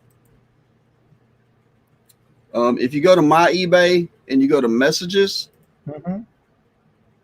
and you go to over to the right where it says change settings. You can scroll down and it says time away and automatic response. Change settings, you said? Yeah, whenever you go to messages, you go to the right side and it says change settings. It's just a little tab over to the right side of the screen. You want me to share my screen and show you? I'm looking right at it. Okay. I'm there. What else from there? Yeah, just scroll down and just like maybe a quarter way down the page, it says set up your time away. Yeah. It says if you need to take a break from reselling for any reason, you can set up your time away, set the dates that you will be away, decide if you want buyers to still be able to purchase your products while you're gone, leave a note to your buyers so they'll know when that you're back. And if you click let's go, then what it'll do is you can set up the scheduled time away and your automatic response. Well, that's definitely new because I don't remember seeing that before. Yeah. Let's see, with the update time away settings, you can decide if your buyers can purchase your items while you are away. You can also send automatic responses to your buyers if they contact you. Learn more. Yes. Well, that is definitely new because I don't remember seeing that one before. And like I say, you don't have to change your handling time. All you do is if you click schedule time away, you set the date that you're leaving, set the date that you're coming back, and then you leave them a message saying, hey, guys, I will be out of the office from such and such date to such and such date. And I appreciate you. If this is a concern, then, I will ship your product as soon as I get back. And like I said, whenever we went to Branson, I set up my time away. Whenever my brother passed away, I set up my time away, and I still made a lot of money while I was gone. That's different. I've never seen that before. Yeah. I mean, you can still set it up for vacation mode. You still have the vacation option. Well, I don't do vacation because I don't want it to be, I'd rather do that one because I ain't got to worry about the handling time. Right. Exactly. Plus, you can still make sales. You can still make money while you're gone. So setting up time away is a lot better than setting it for vacation. Now, you do have to set it up ahead of time, though, at least 24 hours before you go and leave. Right. Yeah, you do have to set it up ahead of time. It is so much better than the old vacation setting. I like that. So I'm going to have to check it out. Hip flipping mama. She does her auctions every Saturday and every Wednesday. Well, I'm glad to hear that because I didn't know that. Yep. Kim, it's about to get real. There's her link too. Yeah, what's going on, girl? Well, Susanna's basically just putting people's links in the chat for them. She's gone wild on dropping everybody's link. Yeah, that's awesome. Yeah, usually we just drop links for everybody who's in the chat, but that's no big deal. That way you can check other channels out that they do come in the channel. They're just not here yet. Yeah. Hemlock Lady, she is my co-host every Monday for Bingo. So if you see some links, check them out, pull them up, get them some links. Go ahead and check out their channel. Get their subs in. Don't forget to hit the notifications because that way you can get all notifications when they do put out a video or anything like that. No, you okay, Susanna? I'm just saying that's what you're doing. That's all. Ain't no big deal. You don't have to stop. Yeah, it's all good. It's all helping other people get their links, their subs. I'm not saying nothing bad about it. Susanna. I got to make sure I say it correctly because she put me in my place for saying it wrong the other day. So, Susanna, you can keep doing it, boo-boo. Keep people doing what you're doing. It's all good with me. Now she's dead stop. Look at that. She ain't doing nothing now. Look at her. There you go, girl. That's Jazz is actually Tommy and Dez's daughter. She has her own channel. And she's got 119 subs. Yeah. I am still subbed and I am still notification here. Let's see here. Saigon Tiger. Hello, Mark. Yeah, Mark. What's going on, Saigon? What's up, buddy? To my list because what you are doing, Susan. Wait, I added a few extra channels to my list because of which. That's right. Yeah. Everybody else can check out their channels too. Giving Jennifer a break. Now there you go. That's Jennifer's link. Y'all need to check that one out. Get her some subs and watch hours. If y'all haven't watched her videos, go give her some watch hours because she got the subs. She needs watch hours. So go check her out and give her some love and support. Yep. Oh, let's see. Joey Bada Bing. He's not in the house, but there's his link. Every Monday he does a listing challenge. I think it's something to do with how he does listings on Monday. Yeah, it's a listing live. Everybody gets together, and that's the reason he started that is to kind of motivate people to get some listings done. Right. So, yeah, it's a lot of fun. All right, I'll be right back, and I'll put you full screen. All right. Yeah. Guys, I'm excited about today. We have got some thrift stores we're going to hit up. Today is the resale day at Goodwill, and they usually put out quite a few new products, and we are going to go see what they've got and see how much money we can make. I don't really donate to Goodwill too much, but I do like shopping there because you can usually find pretty good deals. And matter of fact, that's where I found all of these stuffed animals that I picked up for $4.99 a bag. And I bought 2 bags, and I got like 400 stuffed animals, which I've already made all my money back. Plus, I'm into the profit now. So if the next 390 something animals that I sell are all profit. So that is fantastic. And yeah, I'm really excited. We have picked up quite a bit of great stuff the last few days. And I picked up a board game called Ghosts and Monsters or something like that. I don't really remember what it was called. And but I listed it for $45.95. And as soon as I listed it, it sold. And I thought, man, I should have asked more money for it. So, but I only gave $1 for it. So, I mean, that was a pretty good flip. I sold a camera that I paid $1.99 for. Sold it for $189.95. So that was a pretty good flip. Kathy Corner's in the house. What's going on, Kathy? It's great to see you this morning, ma'am. We hope you're doing fantastic today. Yeah, like I said, I have made quite a bit of money this weekend, which is fantastic. I love making money, especially when it's easy to make. It's been a good weekend, guys. It really has. We got a new bed, which is kind of still kicking my tail because I'm still sleepy. I don't know if it's because I rested so well or that it's just me trying to get used to the new bed, but it's one of the new Sealy Posturepedics that you hit the button and the head of it raises up. And I don't know how well I'm going to like it or not, but it was pretty cool. Yes, Trent, I saw a few things I liked in your eBay, like the Hershey's tin and Tweety Bird. Well, thank you. I appreciate that. The Bargain Effect says he does awesome with cameras. He can't keep them in stock. I know, and that is great problem to have. Every time I find a camera, I try to pick it up because cameras seem to sell really fast. I do have 2 cameras that have not sold, but they're camcorders. They're not actually cameras. And for some reason, they're just not selling. I mean, they're like $9 a piece in my store. So I've dropped the price from like 50 all the way down to 9, and they're still not selling. So that's just, some things sell better than others. And you just got to figure out what's good to sell and what's not. But JRKR 1964 is in the house. What? What's going on? Good morning. We are, like I said, we're excited about today and tomorrow. Mainly today because today is going to be a fantastic day, and we are going to make some money today. And I've got to ship out a bunch of packages today. I think I've made right at 45 sales yesterday. So that is good.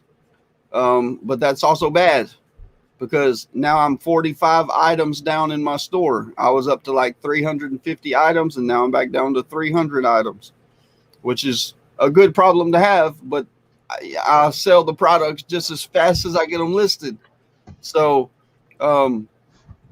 I'm having a hard time getting my numbers up. I want to get up to like 1,000 listings at least, but it's hard for me to do that because whenever I get the listings put up, then somebody comes in there and starts buying everything, and then I'm like, I list 10 items and sell 6 items, so it's hard for me to keep up with the listings.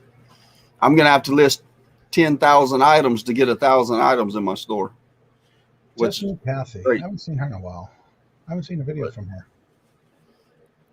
But anyway, yeah. like I said, I just can you give us my eBay store link? Yes, I can. Matter of fact, is it down in the description? I don't remember if you gave it to me to put in the description or not. Okay. Well, let me grab it real quick and I'll drop it in the link. I'm looking.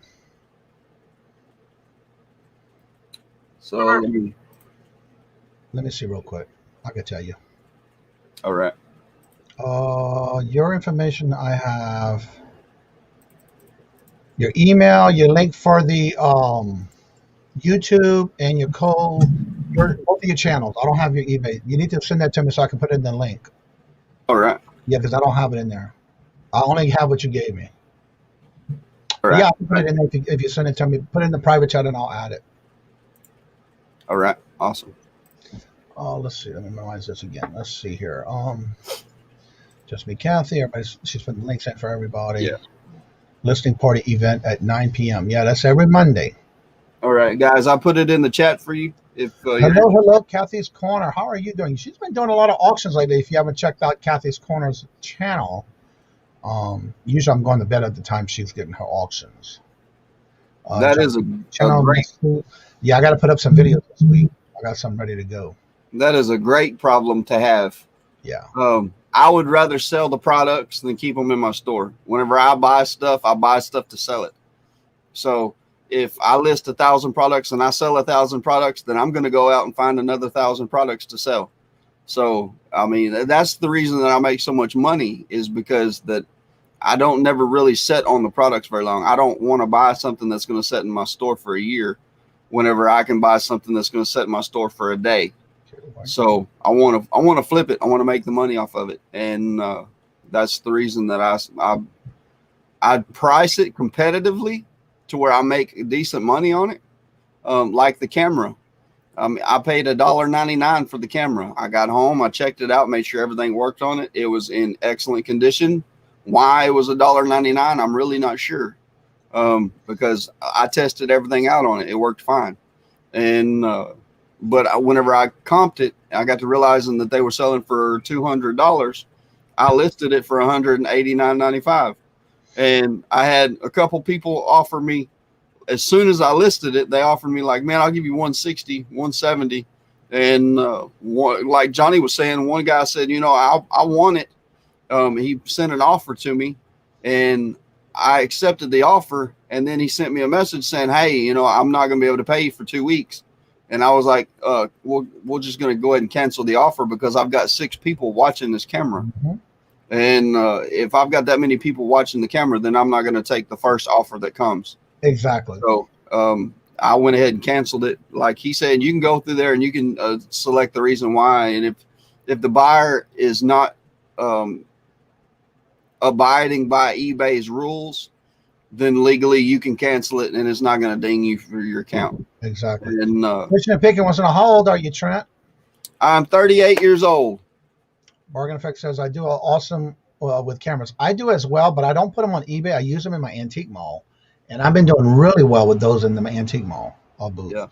Kathy's Corner hit 500 subs. Congratulations. That's awesome. Berlini says, Trent, I saw a lot of things in your eBay store like the Hershey 10, Tweety Bird. Yeah, that's right. Yeah, she's being quick with them links this morning, so y'all better watch it. She's going to come with some good links for y'all to check out. Danica. I need to check Danica's channel out, where I heard she's doing, we were talking about that thing last week, and I've been trying to look for that link, and I cannot seem to find her, where they do some kind of shout out or something. I'll have to look it up and see. I have a picture of it. Yeah. There's Mr. Jackass. How are you doing, Matt? Good. What's up, buddy? Gentlemen, welcome. Good to see you this morning. How are you doing? Doing all right. I got a few orders to ship out, so figured I'd fire up and join on in. Thank you. Good to see you and meet you. That's awesome. With the face. What's that? I said, get a name with the face. Yes. My cats will probably be making appearance shortly. That's all good. Mine always appears in my cooking videos. Always around my feet when I'm cooking. Yeah. On my cooking channel that I do. Yeah, that's awesome. Me and my pies. Yeah, man, it's awesome to meet you. Good morning. Well, good morning to you guys as so well. What's all that you got in the background over there? Let's check that out. A lot of DVDs. Well, here I'll do a little pan here. Yeah. Those are all my records that I keep. Oh, okay. There's my my fake Joey Bada Bing in the corner.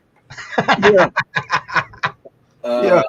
And then just other weird odds and ends and what, you know. I like that old paper roll wacky thing you stuff have over that I there. would keep. The Buddy Hackett pendulum curve. Yeah. I like that old paper roll you have on. That reminds me when I used to work in a grocery store in the neighborhood, and they had that out where you wrap the meat in it, as the roller that you have behind you up there. Yeah, I got that. I bought out another eBayer That is awesome. about a year and a half ago now. And I got all our packing material along with it and included it in that. That's still the same roll. Like I use it all the time. I'm going to use it today, and I don't think I've made a tiny dent in it. Oh wow. Yeah. Yeah, it lasts a while, don't it? Yeah, and it's like I really like it because it's super, super sturdy. It's like the next layer up would be like thin cardboard. Right. So I can pack that stuff in there, and I know, it's heavy, but it's not going to go anywhere. Right. Exactly. You did put your link to your eBay store in the chat, huh, Trent? Oh, I'll do that. Give me a sec. Yeah. That's one thing when you're watching other videos. Don't forget to hit the thumbs up and leave them a comment. Just something to help their channel. That's right. I'm so sorry to hear that, Jennifer. Yeah, my channel, is not the normal what solds and blah blah blah. It's a little wacky, to be honest, but Right. I do lives usually like Sunday evenings around 5 Pacific, and then usually I do all of my like what sold content live shipping. So usually about 2 to 3 times a week, like 2-hour live streams right around 5 or 7 p.m. Pacific. Right. Yeah, that's right. So don't forget to put your link in the chat. That way everybody can check out your channel. I think it's been put in there. I just dropped the There's his eBay link. eBay store. Yeah. That way you can check out what he has on his store. And also, if you don't forget, go at the top part of where his name is. And there's a little link that has a heart next to it that says save. That way you can constantly get to see what new items are put on the eBay store. Right. Yeah. No, Johnny, I'm going daylight now. Oh, okay. I'm going to check it out then.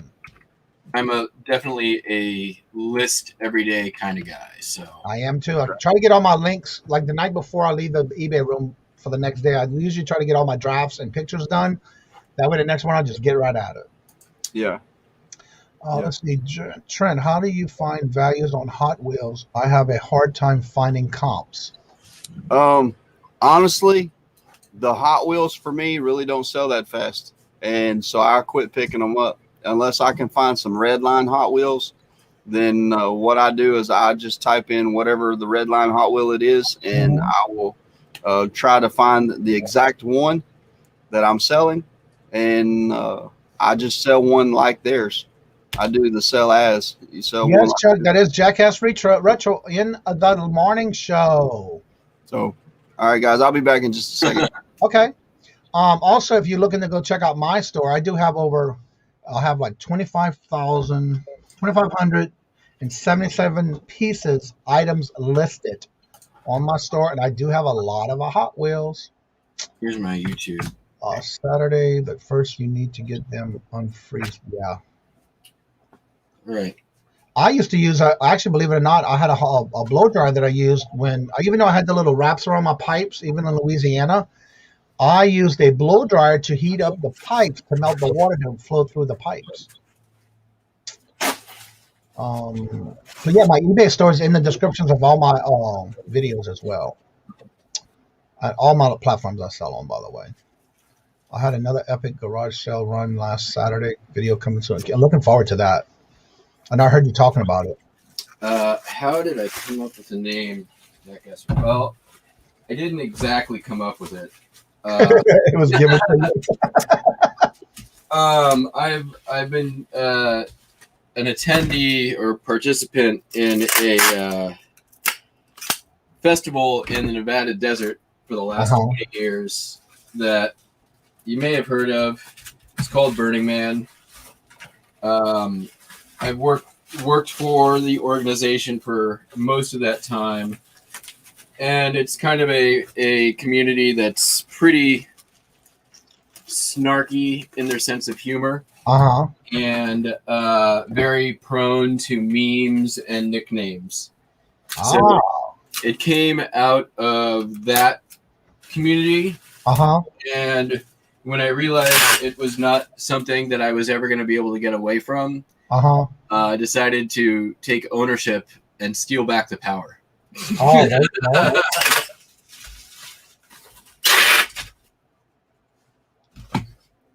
Cool.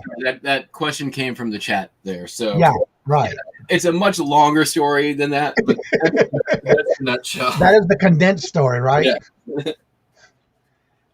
Flipping Goodness says also consider bulking them up on eBay. Yeah, especially if you can't find them. Just make sure you're not standing in the water when you're using your hair dryer. That is correct. Rhonda, I have to check to see, make sure I'm still subscribed to her as well. And thank you also for dropping those links, because that's what helps me also make sure I'm still subscribed to everybody. She's got 148 subscribers. We need to get her up there. Sandy Kirk. Let's see here. I'm subscribed to her as well.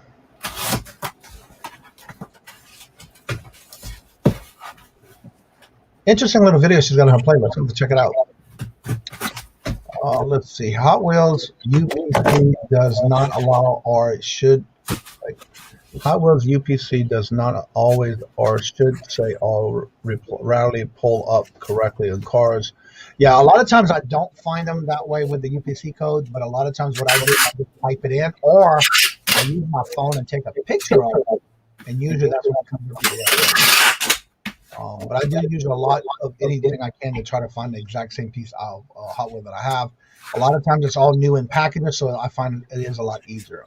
Hello, Kajun Reseller. How are you doing this morning? Chris and Gina from Feline Kisses. Hello, and good morning. So what are your plans for the day, Matt? I'm about to take a road trip, and I've got a house sitter who's going to be house sitting for me, which means that my I have to make the house enterable by another human being. This has been a multi-day process. I hope to finish today.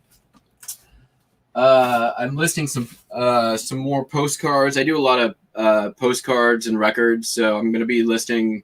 I usually try to start my day with like at least 25 to 30 postcards, and then I got some more records. I think I'm going to probably list in the evening. So cool. I try to list minimum around 30 items a day, and then, depending on what else I'm doing that day, that can get high. Right. Got a car full of stuff that needs to go to Goodwill. For me, I like donating to Goodwill. I do not like shopping at Goodwill. Oh, okay. Lady Pie and Trinkets and Doodad says this Thursday, February 11th, which is Robert's birthday. Robert's birthday is this Thursday. Backroad Bitter and Chuck and myself are going to be live on his channel at 7 p.m. Eastern. Check us out. It will be a weekly show. Check it out. 7 p.m. Eastern. So that's, Central. Yeah, okay. That's what I'm into. Eastern. Oh, I just noticed that the new camera app on eBay.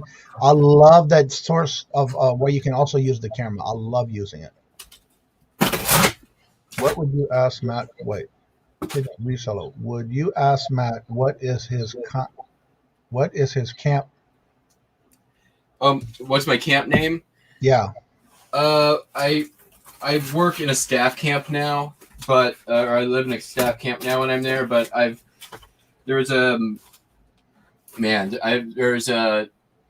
a part of many camps over the years. But one of them was called Arson Island. Another one was called the Space Virgins. Another one was called Flight to Mars. Another one, I think that's probably it. Those are the ones.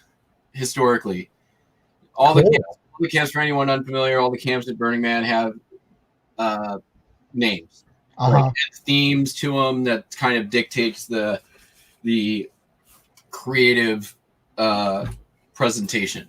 Oh, okay. JRK 1964, have a great day, and hopefully you get a lot done that you want to get done for the day and your goals. Random Girl Jill, I haven't seen that. Let me check and make sure I'm still subscribed to her. Yes, I am. What happened? She's not doing any videos anymore? Wow, she has no videos right now. Interesting. I thought she did. Help me get to 100 subs. He's got 61 subs. Let's see if we can get Zygon, which is Mark, get him some more subscribers. He's only at 61 right now. Art Professor, that's a good channel too. Susanna's getting quick like Jennifer up in here. You got to watch her. What happened? I knew I was. Did he change his screen name? Yeah, I saw him. He had a video this week and I watched. Oh, that's why, because it's the Auction Professor that I'm subscribed to. Now I just realized he got a new channel. That's why. Okay, I didn't realize that. Thank you, Susanna. There's the Bargain Effects Tommy 2.0. Check out his channel. What do you have going on this weekend other than just what you just talked about, a road trip? That's it. I'm have some friends I'm visiting in Idaho. Visiting a goat farmer, basically. Oh, cool. It's my birthday coming up, and I've been locked in this house since October, so I am like, I need to get out of this place and go somewhere. Right. Hello, the Cap Guy and JT, Mr. Bobby. Hello, good morning and welcome. If you haven't checked out Bobby's channel, he also does a live with Angie Reseller. Check out their channels. He does almost a video a day. So if you haven't checked out his channel, check out his videos. Definitely will make you laugh and get to see some items that he's selling. Yeah, and I'm hoping to do some sourcing. There is a antique mall over in Boise that I am really, really excited to go to. I went there once over the summer, and I got a lot of great stuff. But the highlight was for $2, I got a little packet of little paper.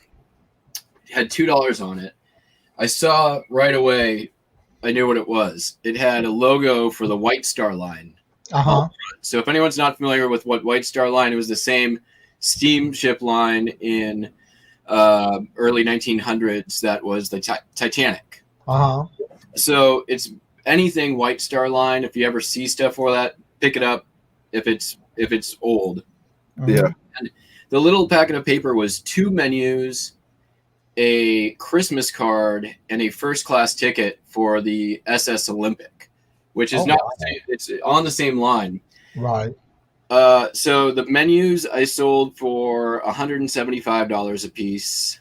Wow. The ticket sold for almost $300, and the Christmas card sold for like $225. Oh, that's $2 purchase. And that's awesome. Yeah. So again, there was a lot of stuff there, and I was really kind of rushed the last time I was there. So when I go back this weekend, and I'm going to be definitely putting up some content. I'll be doing I'm going to be doing shorts the whole time. So I'm putting up cool. 2-3 minute unedited videos the whole way along. Uh-huh. Yeah. And so yeah, it'll be I think a lot of fun. So I'm hoping to put that content together, and it won't be all reseller stuff, but it'll be a lot of reseller stuff. Right. But since I'm visiting a goat farmer, you'll probably see a couple of goat videos in there and stuff like that. So I'm just going to be uploading regularly to a playlist, and like I said, 2-3 minute videos, maybe 2-3 times a day. Congratulations, Bobby. He says, I had my biggest sell ever on eBay this weekend, $750 for one item. That's Wow. awesome. It'll be in Sunday's video. Cool. That's awesome. Congratulations. All Don't right. forget the Two Hip Chicks. They do it live every, actually, I think they added another one, but Tuesdays and Thursdays at 12 o'clock, they do their live. But they're also going on with a weekly auction. So you may want to check those out and see what they got coming up. Yeah. Absolutely. Right now, it looks like they just have their 2 live shows streaming right now. I don't get a third auction yet because they did start one. Yeah, that is awesome, Bobby. And somebody mentioned the auction professor earlier. And honestly, the reason why I knew to pick up a White Star Line thing was watching his content. Yeah. That's right. And that's the reason we get on here and do this, is to help everybody kind of figure out what to purchase and what to skip. Because there's been a lot of times I've been in the store and I've been like, I don't know if I should pick this up or not. And just to see if that's how you get somebody out of the woodwork that's in the back lurking and working. You just mention their name and all of a sudden they pop in the chat. I heard my name. Yeah, we were talking about your 2 live shows on every Tuesday and Thursday at 12 o'clock with you and Dawn and Mary. But I think I know you did an auction last week, so I didn't know if you were going to continue to do one each week or how that was going to work. So that's what we were talking about. Yeah. We try to keep it good and positive because that way you never know who's lurking and working in the background. And like this case, you came up quickly. I heard my name. That's all good. I love it. Yep. So what do you usually only list on one platform? Do you only list on eBay? For me, yeah. Yes. I everything is not everything. My postcards get crossed into Hip Postcard, and then I also do Bonanza, which is okay, yeah, I do too. But it just it's Bonanza pays for itself and maybe a little bit more, but it. Whatever gets more eyes on your stuff, it's worth it, right? Exactly. So, I do think, though, for people considering Bonanza, that it only makes sense once you get your store up probably like 2,000 or 3,000 listings. Yeah. Anything smaller than that, it's probably not worth it. Yeah, because I noticed that since I'm over 2,500 listings and I pull them from eBay to Bonanza, I'm finding that I'm getting more sales now than I did before. Yes. Yeah. Let's see. Yep, looks like we are going to try a Monday night sale starting next week with Midwest Picker and No Money G. We'll get the notice up this week. Cool. Good. Looking forward to it. We have a question here. What was your postcard cross post site? What is your postcard cross post site? Oh, it's Hip Postcard, HIP Postcard. And there's also the Hip platform has Hip Comics, Hip Stamps, and something else, I think. Is it called Hip Postcard? Yeah, it's Hip Postcard. And the thing I like about it is, just like Bonanza, if it sells, it just pulls the listing and ends it in eBay, and it actually puts a big "sold" in capital letters in front of your title. Yep. So it's sold. I know the first couple of sales, I had to go back and check to make sure, because I wasn't sure if that worked or not, and sure enough, it does. The only thing I don't like is when something's sold and they don't pay for it, or they cancel an order.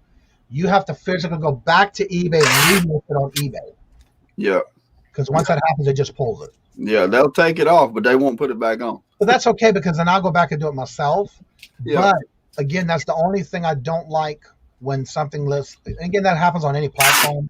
You'll have somebody at the last minute that cancels it or whatever. But again, you have to be able to remember to go back and make sure you relist it on your main platform it came from. Yes. Use multiple platforms to import your items. Yeah. I had an issue with Bonanza about a month ago. There was a sync that had randomly failed, and then I had no notification of this, had no idea it had happened, and I had to do some sleuthing. I'm like, I sold 3 things that I knew for a fact I had already sold. Right. And yeah, I went and contacted their support about it. I'm like, hey, what's the deal here? You guys are supposed to be, syncing to my store, and apparently something weird happened when it was syncing up to my eBay. Right. It didn't end items that should have been ended. But Hip Postcard, the thing is, I will say this about it. I don't ever have to leave the site to know something sold. I do need to go in and check offers, but I can just look at my ended items, and if I see that big capital sold, I know something sold on the other platform. Oh, okay. It's Good morning, Swamp Picker Glenn. Hello. Good morning. Welcome. I have ADHD, so that's a good thing. The less number of balls I have to keep in the air, which is one of the reasons I don't do Amazon and I don't do Mercari and Poshmark. I am not the guy to be able to manage taking stuff down off one thing and making sure. That's. Well, for me, I do have only one. The only one thing I do is with Bonanza is the eBay. That's the only one I transport to there. Yeah. I do Mercari and I do Etsy, but I physically do those separately. I do not import or export anything to those sites. Yeah. And those are ones I definitely check on every morning. Is my routine where I go to each platform to see if anything's sold, making sure I get my emails done and that kind of stuff. So that's one of the things I do on a daily basis. I've got a list that I do every day, and I have to go in order, because if not, then I will miss something. Right. So I've got to write it down. That's part of being in any routine that you do on a daily basis. Once you get the hang of it and you add something else into it, it gets you back in your groove of what you're going to do. Yep. Sure. Yep. For me, I have to slowly introduce new habits. Right. Yeah. I can't. If I try to do more than one at a time, it doesn't work. Never works out. Which is good, because you're the only one that knows what's going to work for you and how soon or fast you can do something again, or next step. And you know what? At this point in time, I don't really need to do much more than what I'm doing right now. It'd be cool to be able to be on the lookout a little more for retail arbitrage kind of stuff that I can send into Amazon, because that's a low management kind of thing, right? Right. I don't have to worry about managing inventory that I just send away and just wait to sell. Right. Now, how long have you been doing this on eBay? I ran a store with my ex for about a year and a half, and then we broke up towards the end of 2018. I started this store by myself on January 3rd, 2019. I went full time January 3rd, 2020. Oh, okay. Okay. So I've been, this store is 2 years old, and I've been following this more or less the same model on this store for the last 2 years, with some adjustments, of course, made along the way. Right. Well, it's been able to do it that long already, and it looks like you enjoy doing what you're doing. Oh yeah, I left a 20-year-ish sales career to do this, so it suits me well. It suits the way that I work very well, and it's stuff that I enjoy. I like finding weird, cool, old stuff, and bringing it to the right audience. Right. So, me too. That's why I love this so much. Yeah, I mean. So yeah, I was also a DJ for many, many years. So I that translated well into selling records on eBay. Postcards was kind of a surprise. That kind of came about through watching Popeye's Postcards, who was not on YouTube anymore, but used to be Scavenger Life and The Auction Professor, and finding some really good scores, having those first couple of sales that were really, really good for postcards, and then I'm like, oh crap, I'm hooked on this stuff. That's usually how it happens too. Yeah. So I never really expected. I mean, when I was a kid, I was my first business was selling sports cards at shows. I pulled a Vince Lombardi hologram card out of a old 1980 90 Pro set. It was one of 10,000 chase cards, and it was worth $600 at the time. And so I used that. I sold it. Used that $600 to start a business selling sports cards at shows, and that was like my first reseller business when I was 12 years old. So this is kind of been in my blood, I guess. Right. Exactly. That's And right. the biggest thing about it, you have to enjoy what you're doing, because if you don't enjoy it, it's not for you. 100%. Yeah. That's I right. mean, it's the same reason I'm not a clothing. I sell clothing, but it's not clothing that I go and source and find. Right. I'm not for me, like, there's so much more information and some interest and intrigue in a little piece of cardboard than there is in a Patagonia shirt, right? That's right. So much easier to sell. I can list 50 postcards in an hour, and it would probably take me, I could probably list 2 Patagonia shirts in an hour. Maybe. Right. Yeah.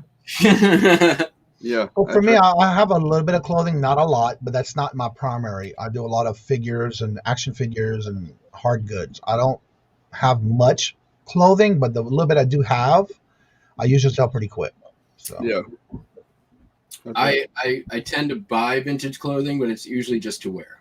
And that's, again, something that I try just to see how it works. But I do tend to stay with things that are still new in packaging, new with tags, that kind of thing, more than just if I find a vintage piece, of course I'm going to pick it up. I'm not going to refuse it, especially if it's at a good price.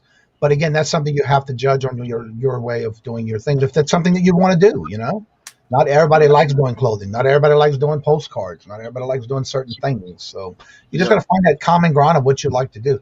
Hello, Anthony from Pittsburgh. Hello. I ran across some Harley Davidson t-shirts, and I created a variation listing for them because they were all largest. They were all new with tags. They were all made from Harley Davidson, made in Haiti or wherever.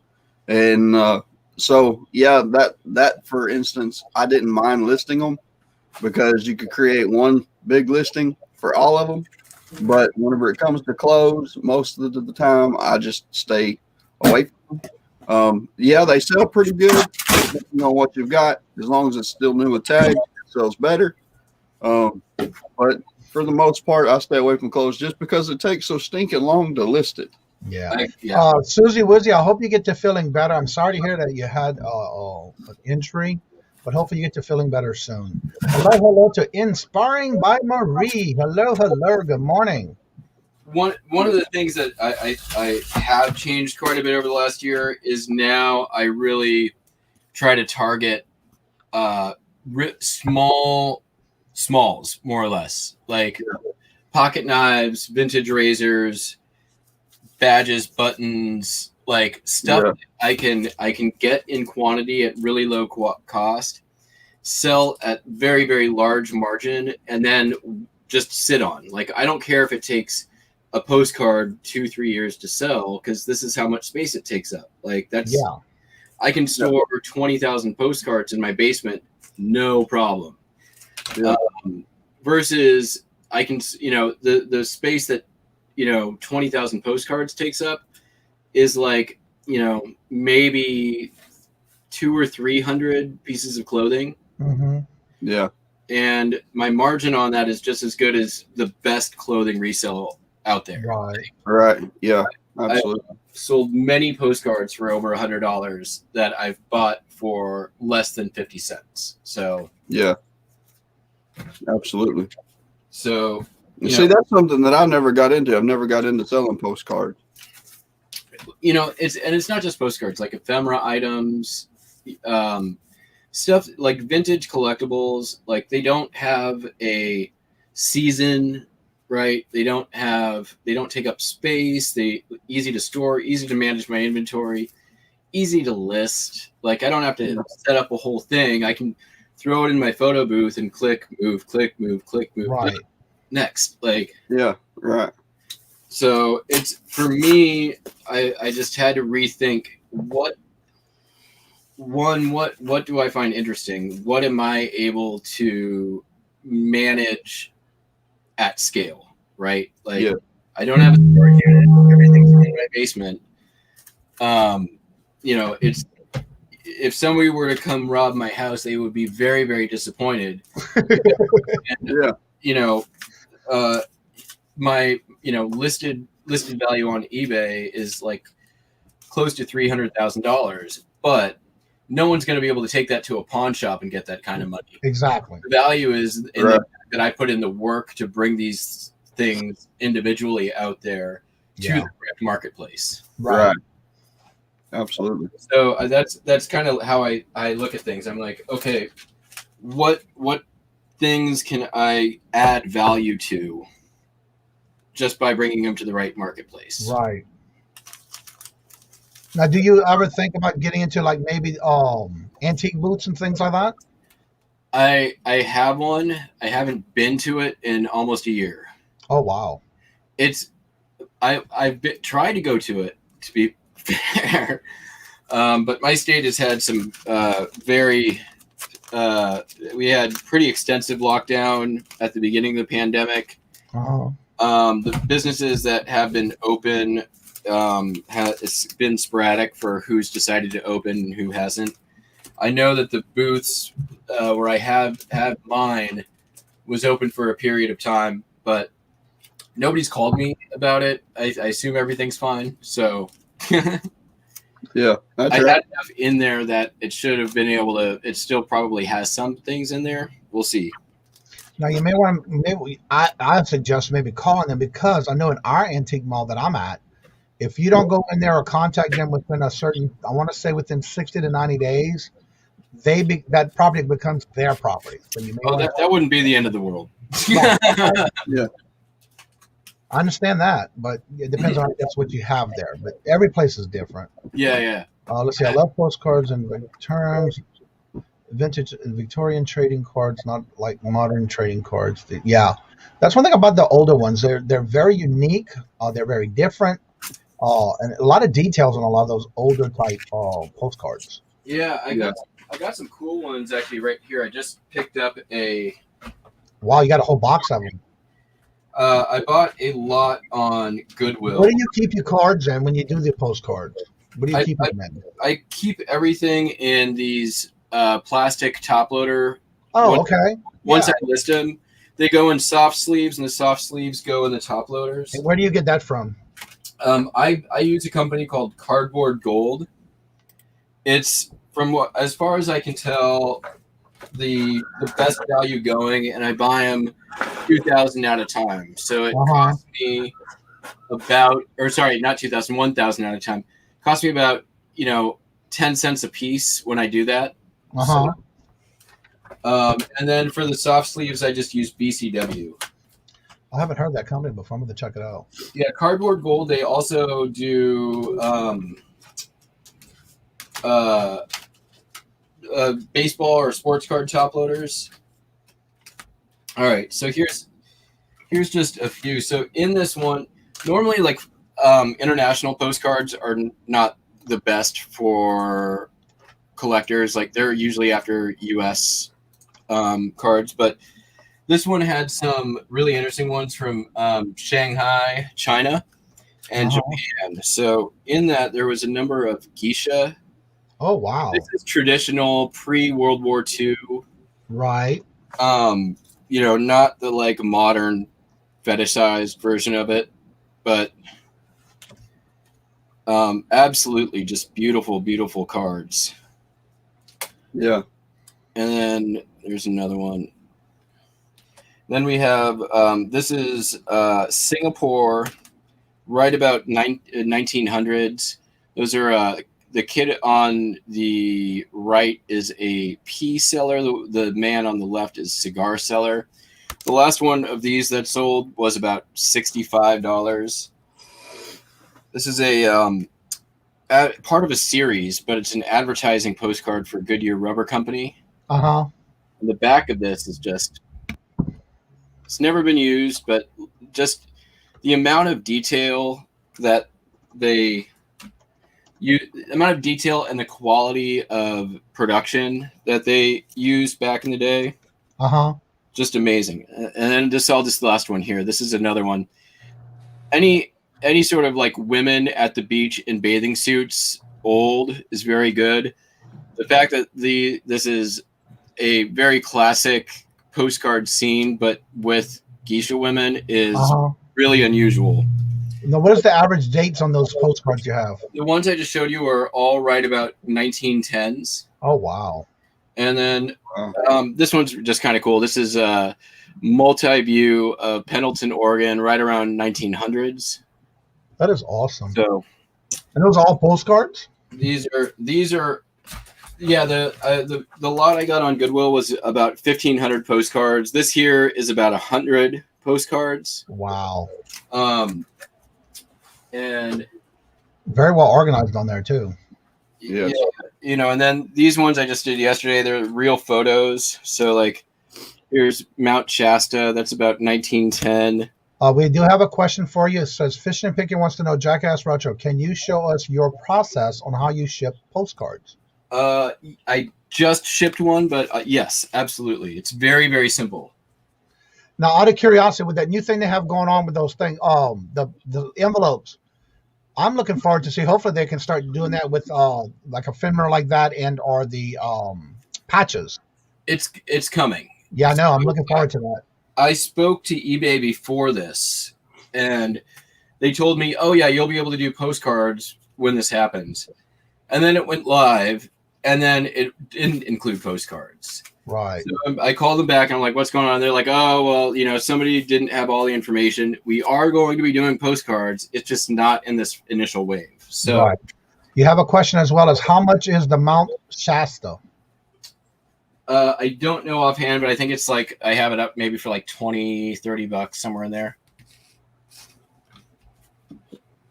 It's on my eBay store. It would if you sort by, and it almost certainly has a make offer on it. And if you can drop your link again for your eBay store, everybody can check it out for those. Sure. You can find me pretty much on everything if you just search Jackass Retro. So if you just there you go. If you search very easy Retro eBay store, there you go. There you go. So my process, I don't have one to ship, but I'll show real quick. I go a little bit further than most, but usually what I'll do is I'll cut down a couple pieces of cardboard to the postcard size. And I kind of came up with this whole thing on my own. So if anyone wants to steal it, go ahead. So let's say this is Snoqualmie Falls here in Washington. I'll make a little cardboard sandwich out of it. This is a 45 RPM record sleeve. And then throw that in there. I take my thank you card. I put it facing out on one side. I print these off on my label printer. I just took the stamp box from a postcard and I made little stickers out of it. So I close it up with that on the back. So I've got a nice little vapor locked package with thank you card and a theme. Then I've got the cardboard mailer, goes in that. And if it's a higher value card, more than like $15-$20, I then put that in a bubble mailer. Now, where you get those little cardboard mailers you just put it in? The cardboard mailers I buy right off of eBay. They're pretty inexpensive. Always, I try to buy as much as I can store at a time. Right. I try to stay away from the onesie twosies. I now need to unpack my thing because I don't need it. I just continued like the full thing. Yeah, you went the whole it's like I don't even have to think about it. Although I do have a postcard that I actually have to ship out. So where I put it. Susie Woozy says, "I love your shirt." Oh, thank you. It's not vintage, but it's I do. It was a gift, and I absolutely love it. I think too. Instead of kiss, Boris and Natasha from Welling and Dennis, I just noticed it says yes instead of kiss. The whole time you would look, I was looking for the K, but I didn't think about looking at it the whole time. Well, that's a pretty good little demonstration. I wish I can find. Hopefully, they come out soon with that new thing with the envelopes because a lot of times I have a lot of patches that's been selling. So it's always, I do the same method you do with the cardboard. And so, yeah, that would be a lot better sending them that way. Yeah. I can't wait till that happens. Yeah, it's That's right. and I'm honestly, dying. like the way before I realized that I couldn't send the postcard, I went and changed everything in my store. Right. Like, Yeah. and they let me. That's the part that kind of bothers me. Like, why do you even have that shipping option in categories where you don't let people do it? Like, why can I select that as an option, Right. but then you don't let me buy that? So Yeah. it's a little frustrating. Right. But the nice thing about it is it's $1, less than $1 to ship with that method. Yeah, isn't it like so many ounces it can't go over a certain ounce? It's 3 ounces is the max. That's what I thought. Yeah. Yeah. So when it does happen, I can go in and change all those shipping options to that, then lower my price by $1 across the board. Right. And my net is I'm still making $1 extra per card once I do that.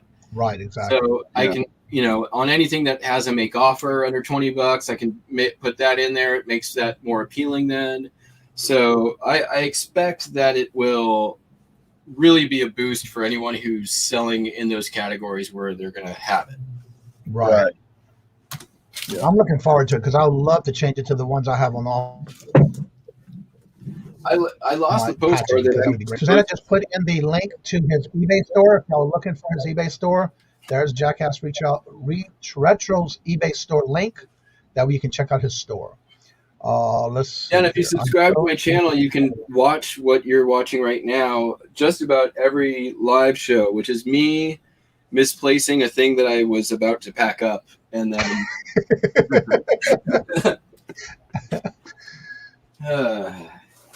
I'm not even joking. This happens like every single time. Yeah. This is the perils of being an ADHD reseller. Yes, I completely get it. I understand. I hate it when that happens too, because you had it in your hand just recently. I always misplace my scissors because I still use an inkjet printer. And whenever I am trying to cut out the labels, I'm like, what did I do with my? And I've got a specific spot that I put my scissors back almost every time, but that almost every time is not every time. Exactly. Hello, and welcome, Aaron and Perfecting Pearls. Hello, and good morning. What I hate is I now share my eBay room with Robert because he started selling on eBay. And the funny thing about it is I try to let him know, please, when you take it from where you got it from, put it back in that spot. Yeah. Then I'm finding and looking for that, knowing where I usually keep it. And so I have to go back and see, did he put it in the right spot? Then I just have to move it. But yeah. Once you get into routine, it's okay. Yeah. You know how I solved my scissor problem? Because I had the same one. How's that? I had to figure out a way to cheat myself, right? I know that I cannot put them back in the same place every time. Like, that's great in theory. Not going to happen. I know me. Right. Every time I went to yard sales for like a year, I bought scissors, and now they're everywhere in my house. I am never less than 3 feet away from a pair of scissors, and wherever they end up, they end up. Yeah. For me, when I'm doing fabric, when I'm doing a quilt, I only use one particular pair of scissors. Actually, I have two that I only use strictly to cut fabric, because once you use a pair of scissors for either paper or anything else, it dulls the scissors. Yeah. So I have scissors in every station just about, but usually I never use my scissors that I use for fabric on anything else but fabric. So you know what I thought about doing? I thought about tying a string to my pair of scissors and screwing them to the desk. That way they can only go so far, and I always know where that string's at. That's a good idea. Yeah, to something. That's right, Susanna. Yeah. You know why I couldn't find it? I already packed it. Ah. Was that the demonstration you just showed us? No, I packed it before I did the demonstration. Oh, okay. And then I set it down. So here's my solution to. I would lose this if it wasn't just tied up. Yeah, that's right. Hey, at least you always got a hand if you ever need a hand. That's right. Also, don't forget, it is already in February, so you have 1 more month and a half to use your coupon if you get a coupon on your store. Yes. It's a great way to get your shipping supplies, and it also helps you to use that towards what you need. Yeah. Why do you have just an extra hand laying around like that? Why not? Oh, okay. That is pretty good. I do a show. I mean, I like to. You have several questions. Say, what the heck? Every now and then. And I do a show on Fridays with Thrifty Lobster and Just in Time Picking. Yeah, I didn't know y'all were doing a show together. Well, they started the show together, and then they invited me on. So now I'm doing the show with them. And what day and time? Because I'll be on the road, but.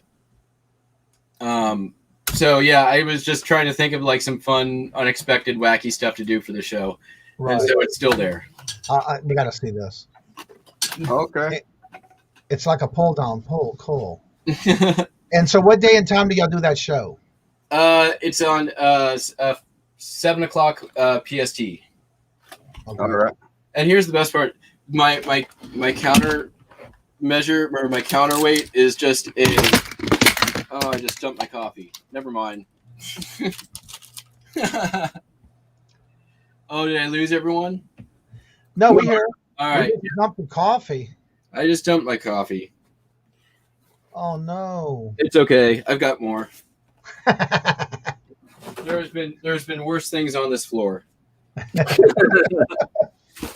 long as it's not on your computer or anything. Yeah, exactly. Nope, it's just the floor and some priority mailboxes. So what does the hand pull up when you do that? What is it tied to on the other end? it's tied to this. I guess I could have just done this instead of Tape gun. Oh, there you go. Neat. I cannot ever have enough of those tape guns. Just so you know, them tape guns I look for them at every yard sale I go to. And Yeah. I actually run across two, but I love them tape guns. I have one that's very old that I use. I love it.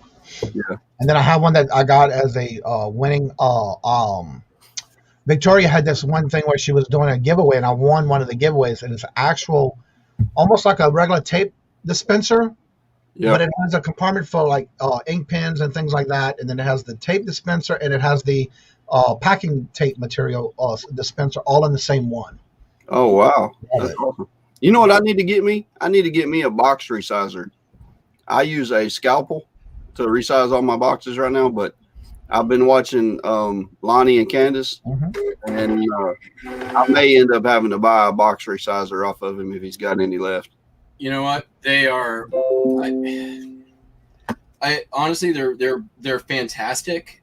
I never use the box, the roundy part that's on the end of it.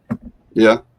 I just do the quick score without it. Like even though I have the right tool for the job, I'm always going for the lowest common denominator option. Like, yeah. Oh, turning it around, too much work. Just yeah. And whenever I'm actually resizing the boxes and actually cutting them, I use a fillet knife. And my son got a fillet knife for Christmas 2 years ago, and he's never used it. And because we don't really fillet fish that much, and if we do, we use electric knife instead of a fillet knife. And so he's like, Dad, I don't really need this knife if you need it for anything. So whenever I'm cutting my boxes, that fillet knife works great. Yeah, Thrifty Junker says that Lonnie got a new shipment in, and they are fantastic, but super sharp. I like that. Good. Yeah, every time I go to the order one, it's out of stock. So I use my regular box sizer that I bought. Yeah. I use it too often, but every now and then I do. Problem the same way I solved the scissor problem. Yeah. Like, Yeah. And that and I pretty much use like pocket knives interchangeably too. So they're just yeah. But the other thing too is like my floor is literally like open knives. Oh, here's a good idea. Red Dirt Picker says I use a dull pizza cutter to sort the boxes. Okay. There you go. That's right. Sometimes though, you got like a little bitty space to get in to resize the box, because whatever I ship, I want that box to fit perfectly. Right. So I don't want any extra space in the box. And like yesterday, I spent 15 minutes resizing a box, and by the time I got done, it had more tape on it than it did box. But hey, it was in the right size box, and it looked decent. Now, you know how you can solve that problem of getting into a tight spot to try to score it? What I do is I cut all four. Once I have the item in the box that I'm getting ready to have to resize, I cut all the corners first. Yeah. And because I have that regular size reboxer score box thing for that, I actually pull the sides down, and then I score it that way. That way I'm not inside the box trying to get that little space, and I have my space to deal it with. Yeah. Yeah. Okay. Yeah, I have to remember that. Yeah. But I really do enjoy resizing the boxes. For me, it's like meditation. You get in there and you get to cut in the box, and you got to figure out how to make it just right and all that stuff. And there's been times that I've butchered boxes, and I'm like, okay, let's start over. So I love that you said that. I have like, at what point in a Frankenbox project do you give up and it'll be like, no, we got to start, this just isn't going to work, we're starting over. Like, yeah. Or do you just like layer on more cardboard and tape, and then that's right. When you're done, you just mummify it and tape it, and you're like, perfect. There's been several times that I was trying to Frankenbox a box, and then I would just butcher it all up, and I'm like, okay, next we'll start fresh and try this again. Pickerz says it's very therapeutic. But this is the tape dispenser I'm talking about. Oh, that's cool. And it has the little compartment. I have like my screwdrivers, my scrape peeler for price tags and things like that, my markers, my screwdrivers, and then you have both tape dispensers all in one. Okay. Where do you that came off of Amazon. And then, of course, I love the box resizer. It's got the handle. And that's why I cut the corners, because in this right here, I don't have to worry about, where it's got the score on that side. And then you can adjust the top on the length of what you need, and where this rubs against the lid. When you're storing it. So that's what I like about the resizer. Okay. I've got one of those too. I've used it once. I use it all the time. Everybody, and it's not that often I have to resize a box. Because I have multiple sizes of boxes that I use for multiple different products that I'm selling. But every now and then I do have to use it, and it comes in handy. Yeah, that's right. And see, I like the challenge of the Frankenbox. That's why whenever I buy stuff, especially like the larger items, like the stereo receivers and stuff like that, I like buying stuff like that because I like the figuring out how to ship it. Yeah. And it's something that it challenges me to do better each time, because I want to grow. I want to get better at it, and I want it to look professional every time I do it. But I really do enjoy sitting down and creating the Frankenbox for them. And call me crazy, call me whatever you want to, but I love it. It's a lot of fun for me. Sometimes you have to, because there's sometimes like there's an odd shape of an item that you're selling, and you just don't have that right size box to do it. So sometimes you have to Frankenbox. But also just remember, for those new ones, when you're Frankenboxing any of the priority boxes, you are not allowed to Frankenbox a particular box that has flat rate on the box. Right. Anything else you can, but you cannot do that to a box that is flat rate. Right. That's right. Absolutely. You know how our sellers get excited about the little fancy tape. Yeah, I know. I love those gadgets. Yeah, that's right. That's right. One of my favorite things to ship is the guitars for Guitar Hero. And each time it's different, but I'm trying to get a little bit more intricate with each box. Like the last one that I shipped out, there is no doubt that you could tell it was a guitar inside the box. Because we're in the head of the guitar. I actually cut the box out to where it looked just like the guitar. And that way, if anybody threw it, they knew what it was. So. Yeah. Fishing and Picking says, I've got a Better Pack 333 tape dispenser. It looks like it's like being in a casino playing the slots. Okay. I'm going to have to look it up and see what it looks like. That one came out. That tape dispenser I just showed you did come off of Amazon, but I did win it from a giveaway that Victoria was doing when I think she hit 500 subs or something like that, or 600. It was one of the things that I won on her auction, her giveaways. There's a Sal Mercado who is on YouTube. He makes his way around. He comes to a lot of channels, chats. He's on mine all the time. He does custom tape dispensers that are all like blinged out with like, you know, he did like a Super Mario. I've seen that. Yeah. Really cool. And yeah, they've shown up on a couple of the big channels too. Yep. But he's on Etsy and a couple of other sites too. That's cool stuff. Right. Yeah. I really like that you've got all your stuff, all your tools in one little container. I really do enjoy the one day a month when I have that. Yeah. What I do is also in the drawer right below where I keep because I'll have a nice shipping station, so to say, where in the drawer right below it, I have like my big pairs of scissors, my box cutters, my pliers, things that I might need here and there. And that's in one particular drawer. Right below it, so I know once I'm done, and I'll tell Robert the same thing. When you're done, please put it back where you got it. So when I go to get it, I know where it's at as well. And so he's getting into that habit of when he's done, he puts it there. So that way we know where it's at. So what I done is I went to a yard sale. I went to a yard sale and I found a little like a desk organizer, and it actually holds my tape dispenser. It holds my markers. It holds all my bread ties. That I try to keep up. It's got my Scotty peeler and my little label remover, and it's actually got a it's like a scraper from a Cricut, and all it is just for helping me remove the labels and stuff. But I got all that stuff all in one area, and whenever I get done with it and I set it down on my desk and I'll walk by and I'll see that I have not put it back, then I will stop and I will put it back. Yeah. Because now, you know, sometimes if you need to try to get organized, you can also use a, you know, those little caddies that has the different compartments in it. Yeah. That can be used as well. That way you can keep it all in one caddy too. Yeah. That's right. What you use to remove stickers. Oh, that's from Dawn and Mary, by the way. I think they're talking about a Scotty peeler. Yeah. It's called the Scotty peeler. Now, another thing I tell everybody, when you're getting these little tips on the Scotty peelers, this came from Dawn and Mary from Two Hip Chicks. They give these out and they sell them, I believe, on their store. But it's just basically a little plastic piece that has this little round flat piece. It's called the Scotty peeler. Now, a little tip about this: if the end gets full of sticking little, when you pull your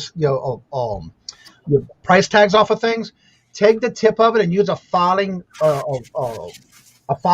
file, and it can get all the stickers and everything off of it and keep it nice and sharp for you. That's what I used to clean the tip with, and that was given to me as a tip from someone else. So that's right. Or you can use a knife sharpener. That's what I use. What you got? Wow. This right here is my little compartment thing. Oh, cool. Yeah, that's a desk organizer. Yeah, I've got my little Cricut scraper thing. I've got this is actually Cricut brand too, but I paid $1 for it, and you can see it's got tape on it. But this is where I keep my scissors. This is where I keep my tape dispenser. That's pretty cool. And I keep my bread ties and stuff like that here, so I don't ever lose it. And I try to keep it all organized as best I can because I don't like looking for stuff. I would rather know exactly. Whenever we moved into this house, I told my wife, I said, if it does not have a place in this house, we are not going to keep it. We're going to sell it. We're going to get rid of it. Dawn, I need you to put your link of how they can get a Scotty scraper. That's why you heard your name again. We were talking about the little Scotty peelers, and there's people in the chat that are looking for those. And I did say that came from you. So if you would put your link in on how they can get their own Scotty peeler from you. That's right. I love it when she pops back in. I heard my name again. Price tags and things off of your originally it was supposed to be just for pens, but now it's got measuring tapes. That I don't know. Some of the pens may probably work, I'm guessing. There's at least 6 pocket knives and 3 box cutters in here. 2 multi-tools, 1 ruler, a tape. What is this? I don't even know what this is. Oh, we got a hole punch. There you go. That all the time, right? Let's see. I need you to share shares of yard sales for $1. You get them. Oh, okay. Yeah, that's right. But yeah, Dawn, if you would put your link in the chat on how they can get your Scotty pillars. Yeah, that's right. We have They some are people who are super looking for handy. them. If you've never used one, pay the $3 or $4 to get one and just try it out because you will not be disappointed. All right, there's the link for her. Actually, she's got them on Amazon. I thought it was actually on eBay, but it's Amazon, and there's her link. If you need to get you some, there's her link. It goes right to it. And it's called the Scotty Pillar. It must be another snow day over at Legoland. I believe so. I do own the desktop things where I should be putting this stuff. I mean, you can see I started scissors and box cutter, but then I started just putting my used in there, and it's one of those catch-alls. Everything becomes a catch-all. Hello, Brandon. How are you doing today? I'm doing good right now. Oh, okay. It's not a snow day. I got my classes done for the morning, so I went home. Okay. Oh, cool. You overachiever? Well, because since COVID, when you're done with your classes, they want you to especially if you're driving to the school, they want you to go home as soon as you're done with your classes to eliminate how many people are in the building at once. Yeah. Okay. That makes sense. Hi, Brandon. I'm Matt. Hi, Matt. He is known as the Jackass Retro. is his channel name. Yes. Interesting name. Yeah. I started watching him when one day he came in the chat. I basically got his link and I went and started watching his videos. And I love the part where he says it's not your typical reselling videos. That's right. I feel is mostly true. And that's the thing. We need more resellers that are legitimate. Somebody that has ADHD and is getting out there showing you, hey, look, this is what it's really like if you have ADHD, and it's not always organized, and it's kind of comical and it's funny. It really is. And I mean, I was talking with somebody recently about this too. Is like, okay, what percentage do you think of the reseller community has some degree of like ADHD or ADD, diagnosed or undiagnosed? Right. Yeah. Right. A bunch of My them. opinion is like in the 40 to 60% range, but I've had people be like 90. Yeah, that's right. That's like me. I've got ADHD and I'm cool with it. I mean, and if I can do it, anybody can do it. So it's something that anybody has the ability to do if they want to make some extra money or if they want to make a full-time income. I mean, Absolutely. it's something good to get into. So yeah, I totally agree with that. And there's, for me, I wasn't diagnosed until I was 40. Yeah. But getting that diagnosis and the understanding and like gave me a language to talk about some of the things that I had been experiencing my whole life, but never really was able to put a finger on. Yeah.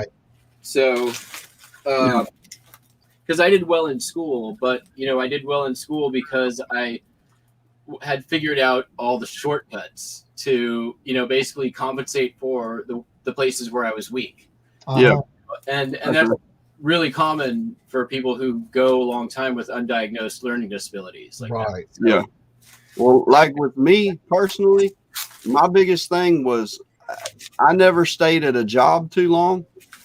And the reason is because if I got bored, I quit. I found another job. Yep. And it got to the point to where the last job that I had, I was operating heavy equipment. And as long as they kept moving me around from job to job, I could stay there. Mm-hmm. My focus is if like they put me working in a factory for about 3 days and I quit because I said, there's no way that I'm going to be able to stand here, do the same job every day for the rest of my life. I mean, I'm wasting your time. I'm wasting my time. I've got to find something that keeps me doing different things. And whenever I got into reselling and got to go into these yard sales and these thrift stores, and I get to go do different things. I get to go see different people, and it's constantly something different. And that's like with the reselling the packages. I sell I have a general store. I sell a lot of everything. And the reason is because I enjoy the packing. I enjoy the shipping out the product. I enjoy going to the post office and visiting with the ladies and going to the thrift stores and visiting with people and finding new items. And because you never know what you're going to run across. And that's the reason that this job is perfect for me, because it to me, it's not really a job. It's just something that I get to do every day, and I get to have fun, and I can set my own hours. I can go when I want to go and ship when I want to ship. And I mean, as long as everything gets done, I mean, it's fantastic. I look at it this way. It's not a job to me. It's always an adventure because you never know what's going to bring that day. Exactly. Exactly. Aaron says, I got to run. Bye, everyone. Well, have a good day, Aaron. Don't work too hard, and hopefully you have a great day. Yeah, that's right. We appreciate you swinging by, man. Brandon, don't forget to put your link to your website and talk a little bit about what you're doing on your website and why you started that website for those who are new in the channel that don't really know you, or they just starting to see you here in the chat. Yeah. Yeah, let me get the link here. That's one thing you can do too is that's other ways on how you can support other channels by just those little things of going to their websites and checking out what they have and buying from them that way. There's his link to his store, and we'll go ahead and let him talk to you about what he does. And that way, if you're new to the channel, you get to hear a little bit about Brandon and what he does and why he's doing it. Whoop, whoop. Yeah, so I started this store link because I'm going to go to college soon in about like 8 months. And I have a lot of stuff to get rid of before I go to college. So I'm going to be listing on that store. And since when I go to college, I'm going to be doing studies and doing homework and stuff. So I won't have enough time to do what I'm going to do is start this store, and so that way you guys can still support me while I'm at college. Absolutely. Yeah. And then, of course, that's helping him also keeping paying for all the extra stuff that he's got to take care of during the college career. Yeah. Factory line assembly takes different breeds for different people. Mind numbering working props. Yep, you're so right about that. Yes. And on Sunday Fun Day on Carol's auction, I always do a item giveaway. So whoever I see buy something in my store first on that Sunday can get the free item I show with their purchase. And usually he has to see the email saying that you purchased something, not just send him an email. Yes. Yeah. That happened the first time he did it, and somebody just sent him an email and not realizing they had to purchase First something. payment I see. Huh? The first payment on my store that I see. Yeah, then you started changing what you were saying, yeah. Yeah. I don't reword that. Yeah, that's right. That was pretty funny, though, because you did get an email, but it just was an email with nothing in it. Tomorrow evening, Flippin' Frozen Gang. Wait, I'm lost. I thought it was on Fridays. Y'all changed it? All right, tomorrow evening, It's Tuesday and Friday on Melanie's channel, and you always have fun. Oh, yeah, I thought it was on Fridays. No, it's always Tuesday and Friday. Oh, okay. Tuesday is like their auction, and Friday's like their trivia night. Oh, okay. Yeah. So it's on Melanie's channel. That's why I couldn't find it. I was looking for Friday in between everything else going on. We're on Tuesdays and Fridays. Sometimes they have it on Adam's channel too. Yeah. Yeah, that's right. So, Jackass, let me ask you a question, buddy. What printer do you use? I seen you have some kind of Rolo printer or something like that you've got? No, I've got a Eltron / it's all the same as the Zebra 2844. It's basically the same, I believe, the same model that you used to get for free from USPS, or no, not USPS, from UPS. Okay. I got it. My last sales job that I worked before going full time, my company got acquired, and then 2 months after they got acquired, they filed for bankruptcy and closed the office that I worked in. And instead of like finding a liquidator, they just abandoned everything. They literally, and I worked in telecom. They like, so I pulled up, I rented a U-Haul and basically filled that thing 3 times with telecom equipment. Oh, wow. Yeah. As well as my entire business infrastructure. So pretty much all my shelving in the basement, the computer I'm on right now, the printer, a laptop, hundreds and hundreds and hundreds of VoIP telephones, probably like 50 or 60,000 in eBay inventory. Wow. I just pulled out in front. I mean, this was like the HR manager was like, told me it was the most surreal thing. Like on the way out, like, you understand by taking this, our company releases any interest in these items. You're not holding them for us. You can't bring them back. And I was like, just looked at her and I'm like, yeah. Like, yeah. Awesome. Yeah. I mean, there was like, an entire company worth of toner. Like, it was just insane. So yeah, that I basically like, and it was like 6 months after I started the store, and it was really the boost that I needed. Like, it was that I think everyone needs those springboards every now and then along the way to really make it work. And that was my first huge one. Like, that was the thing. I was like, all of a sudden I had, I could go out and I had, didn't have to buy anything for 3 months. Right. Awesome. And soon after I had the capital to start, being able to go and do auctions and get whatever I wanted, no matter how high it went, if I thought there was the value there. So, yeah. That's awesome. The reason I was asking is because I've been looking for a printer like that, because I use the old inkjet printer. Mm-hmm. I've got Epson or whatever it's called. And it's a good printer, and it actually lasts a long time with ink and everything, but the ink is really expensive.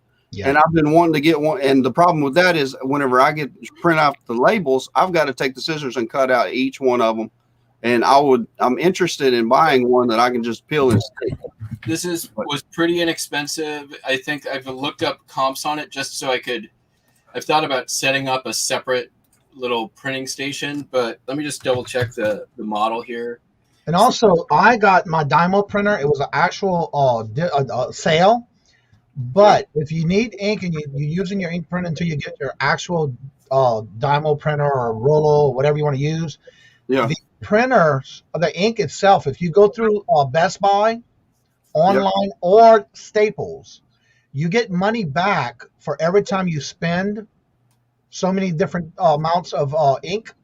And a lot of times you get discount prices at the same time by going through them online. Okay. For the first 6 months I was on eBay, that's all I used was my Canon printer. Yeah. And you have to do what you have until you can get something better. Yeah, that's right. Then again, I found the way to get the ink cheaper because I know it is a little expensive. But once you start doing those programs, you get money back just by doing it. Yeah. See, that's the way I am, though. I mean, I can go out and I can afford to go buy a Rollo printer or whatever they're called, but I'm not the kind that wants to spend full price on anything. Right. So if I can get a discount on it, then I might be more interested in buying it. But I mean, I want one. I'm just not going to fork out the money for it right now. Right. So. Understand that. I want to answer this real quick. Perfecting Pearls. I am sorry I have not been able to check it yet, but it is on my playlist for me to watch next. And so that will be my next video I will be watching is your unboxing. I did see it. Yeah. We have a laser printer. Yeah. Brother laser printer. Yeah, I've been using a Canon. I've got some ink for Brother laser printer if you're interested in it. Well, it depends what kind, because ours takes a special kind. But right. Okay.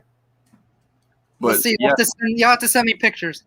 Okay. Yeah. I've got 2 different kinds I picked up at Goodwill for like $2 a box. So, I mean, yeah, if you're interested in it, I can make you a heck of a deal on it because it's been sitting in my store for a while. That sounds good. Yeah.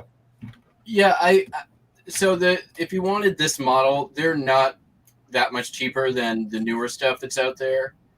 I used it because it was free, and I'm going to run it around because it was free.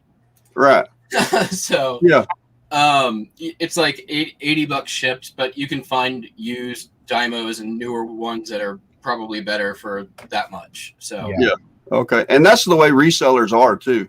I mean, once we get something that works good, we will run it in the ground. We will And use that's it. another thing I forgot about that. Susie Woozer made a good comment. At Stables, you can also ask for the best price match, and they will match it if you find something cheaper. Okay. Yeah. Okay. Awesome. Awesome. Everybody said they love your name, Jackass Retro. Yeah. I've grown to love it. Everybody's talking about the Dymo printer, the Dymo XL, off shop Goodwill at $35. They are sometimes have great deals on them as well. There you go. Okay. All right.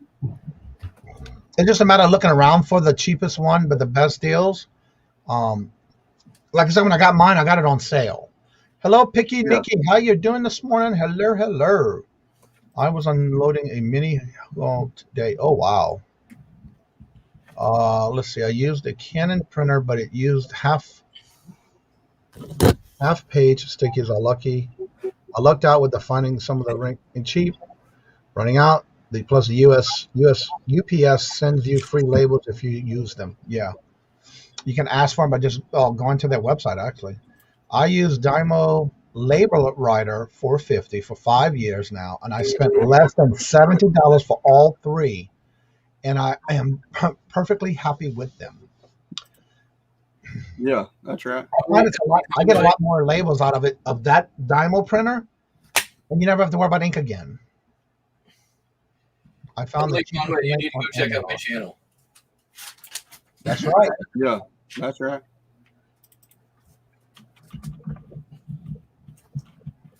If you're making that comment, you haven't been. Oh, what now? What did you say? What did you say? Oh, she said I need to be doing wild stunts as well as reselling, which if she's been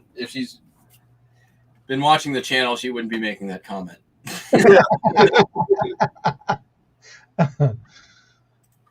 There you go. Picky Nicky, you got yourself a wrench. No, you do not have to fill out any forms. Now you can put your link in the chat and everybody can check out your channel. I've seen you on other channels this weekend. It was nice to meet you in other chats. Yeah, definitely got to watch that video because I love watching and catching up on others. When I have things on, I'm working in the eBay room, I just play the list of other channels. That's right. So whenever I buy something off of Goodwill.com, like say it's an auction, and the price is $8.95. It's got 7 hours and 16 minutes left. If I bid the $8.95 on it, is that got the shipping included, or is that just for the price? Just for the price. Okay. Perfecting Pearl says, Trent, you need to get some merch made that says "That's right," because that is a good catchphrase for you. That's right. It's because they add shipping. If you go down to the description and click on the shipping tab, you can add in your address and see how much shipping is. Plus, they also charge for handling, and they also take tax. Okay. So just keep that in mind whenever I buy something. Mm-hmm. Yeah. Awesome. There's one Goodwill I buy from, and they're so stupid because they charge $10 handling price no matter what the heck you buy. Yeah. Which I think that's expensive. Yeah. Now, I've heard about that too. If you have a Goodwill in your place and in your area, you can also put the zip code in, and you can try to see what's closest to you without having to worry about delivery, where you can go and pick it up. Mm-hmm. Okay. I'm gonna have to create an account. Talking about that, where if you're looking on something online, make sure you put your zip code in, because that way you can get it closer, where you don't have to pay for shipping. You can just go back and pick it up at that location. Kajun Reseller says, yes, we're Team Dymo. I love my Dymo. Since I bought it, I don't use as much ink. I go through a lot of labels, which I love because of the fact that the whole label I can go for about maybe a month at the longest with one roll. Yeah. So yeah, I love it. I have not spent a lot of that. I love it. I've seen crazy stuff on Goodwill before. Like one time I saw, a 762 pound whole big Palette. palette of jewelry, just all jewelry, and it was insane. And then another Goodwill had a couple big, huge pallets of just Legos, like just shoved in the pallets. Yeah. And those are like 800 pounds, and I'm like, That's right. Oh, let's see. And the But 450 too expensive labels for me. are much cheaper than the XL labels. There you go. Labels are so much easier than taping each label. I know I don't do that because even when I had to use my Canon, I use the actual double, and that's one thing you might want to look into, Trent. What's that? Hold on, I'm gonna show you. I don't have many left, but this is what I did when I used the Canon Yeah. for my printing labels. It has 2 sheets, 2 per sheet. Okay. That way you put one on one side, and when you're done, you flip it over. You can use the other side when printing labels. That way you don't have to tape it, and then that's the actual label. But it's 2 per sheet. Okay. Here. It's 2 per sheet. If you see there's a line right in the center, Yeah. once you print one side, you can always flip it over and use the other side, and you got two labels per sheet. Okay. So whenever I'm printing off labels, if it prints off 2 labels, then it'll print 1 on each one. No, you have to do one at a time because it only allows you when you're printing the actual label. But this is what it is. Okay. This is just the cheap Walmart brand, but it's actually the 2 sheets. It's 8.5 by 5.5 on each one, Okay. and it's just printer setup. You have to set it up on your printer. Yeah. But yeah, you can do any of these, and there's 200 labels total per pack. Okay. Okay. Yeah, I'll have to check into getting some of that because, like I say, it gets irritating having to cut out all the labels. I don't mind cutting them out if I've only got 5 or 10, but like I said, I've got 45 packages going out, and that's a lot of time just sitting there cutting all Right. of them. With this, you don't have to cut it because it's a peel and stick. So it's just like a regular print label where you have 2 pieces on one sheet you can use per sheet. Oh, okay. Yeah, I'll check that out for And I sure. use that I still have some left because in case if something happens and say I can't use the printer or something happens, at least I still have backup to use my Canon printer if I need it. Right. Yeah, absolutely. But that's all I have left now from that. But I can always get them at Walmart. And anywhere, you can actually find them anywhere, actually. You was getting Office Depot too. What now, Brandon? I'm gonna head out because I gotta start working. There you go. Well, thank you for stopping in, and good luck on getting your goals done for the day. That's Thank right. you. Brandon. Bingo. All right. Bye. I still need to Bye, get bro. label printers, but in the meantime, I got an Avery internal label. Yeah, and that's the best thing I tell everyone when you're first starting out. Don't try to go all do yourself with too much at one time. A regular printer is just fine until you get on your feet and you start selling and getting money coming in. And that's what I did for the first 6 months. I did what I had. I didn't go out and buy these printers and all this stuff. And gradually, as I was making sales, all that money would go back into the business, buying more product, buying more to resell. And the more I sold, the more then I started getting one thing at a time. And that's all you can do. We use buy one printer and laser jet with 2 per page ship label. Yeah, that's what I use. So, and I don't use it now, but I do have it if I need it. I still have some left. Yeah. I run out back in the plain paper and taping them. Yeah. And a lot of people do it every different way, but it's all what you can afford at the time when you're starting out your little business. Unless I run out back and tape it. Yeah. Trent took the thermal. Trent, look into thermal printers. I have a Zebra ZP500, cost under $100. Never buy ink again. That's the best thing about those thermal printers. You don't have to worry about ink again. Yeah, that's right. It cost me $84 the last time I bought ink. Yeah. And Well, thank you for stopping by, Picky Nicky. Have a good day. You can get a new Eltron or Zebra shipped to you for that price. Yeah. Like, the labels are like 0.0 or 0.3 cents a piece. So yeah. Okay. Hello and welcome, Joe Deals in the house. Hello. Okay. So yeah, you just have to do some research, and you always can find great deals. Yeah. But you got to do your homework, sort of say, and your research. That's right. Absolutely. And like you say, if I because it cost me $84 for the ink, and so far the ink has lasted me 6 months, something like that. But it's a pain in the butt. Oh, okay, Picky Nicky. I'm sorry, I misread that. it's a pain in the butt to forget about your ink getting low, and the next thing you know, you print something and it's out of ink, and you're like, oh man, I got to go get ink. So, yeah, I don't know how that is, Picky Nicky. I was the same way when I first started getting in the chat, starting to learn everybody's names, and then also you start getting new people and you try to learn their names as well. So yeah, it's a little hard. Yeah, that's right. But again, you do what you can when it comes to beginning of this type of journey in your life, where you don't want to overdo yourself, but you don't want to overwhelm yourself with too much at the beginning, because you're trying to make the money to begin with. So right, exactly. It's always best to start slow and start with what you have, and just grow from there. Yes, and that's what I've done. I mean, whenever I first started my eBay, what I did is I took. And I had an old motorcycle that I realized that if I were to sell the entire motorcycle altogether, then I was only going to get about $150 to $200 out of it. Mm-hmm. But I knew that the pieces on the motorcycle were worth more than that. So I took this motorcycle completely apart and I sold it piece by piece and made almost $2,000 on this $200 motorcycle. Okay, Red Dirt Picker just put a link in the chat. He said there's a Zebra LP 2844 for $26 on shopgoodwill.com right now. There's the link. All right, nobody get it. I'm going for it right now. You better hush, because you look, everybody's getting that link. You better hurry up. I already got my bid in. Like I said, snooze, you lose. Yeah, that's right. $26. That's not bad. Oh, it's a bid. Yeah, that's all right. I went ahead and bid on it. I don't need another print. I'm just messing with you. Yeah. I'm good. Yes, that's one thing about the chat that we have, Picky Nicky. Everybody does get along. We all keep and help each other. And so, yeah, that's what we all about, keeping everybody together, positive, and helping each other out. You never know what somebody else has got information for when you're asking questions. I am able to do 2 printers per sheet at the same time. Yep. I've already been doing 2 batches. I've already been outbid 3 times. Come on. No. It's got you there quick, though, didn't it? Yeah, that's right.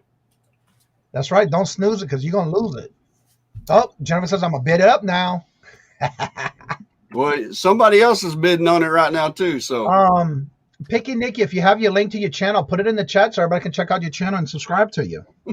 That's another thing we do here. We also drop you links to any platforms you sell on so others can check out what you have for sale. And then you can check others out, too.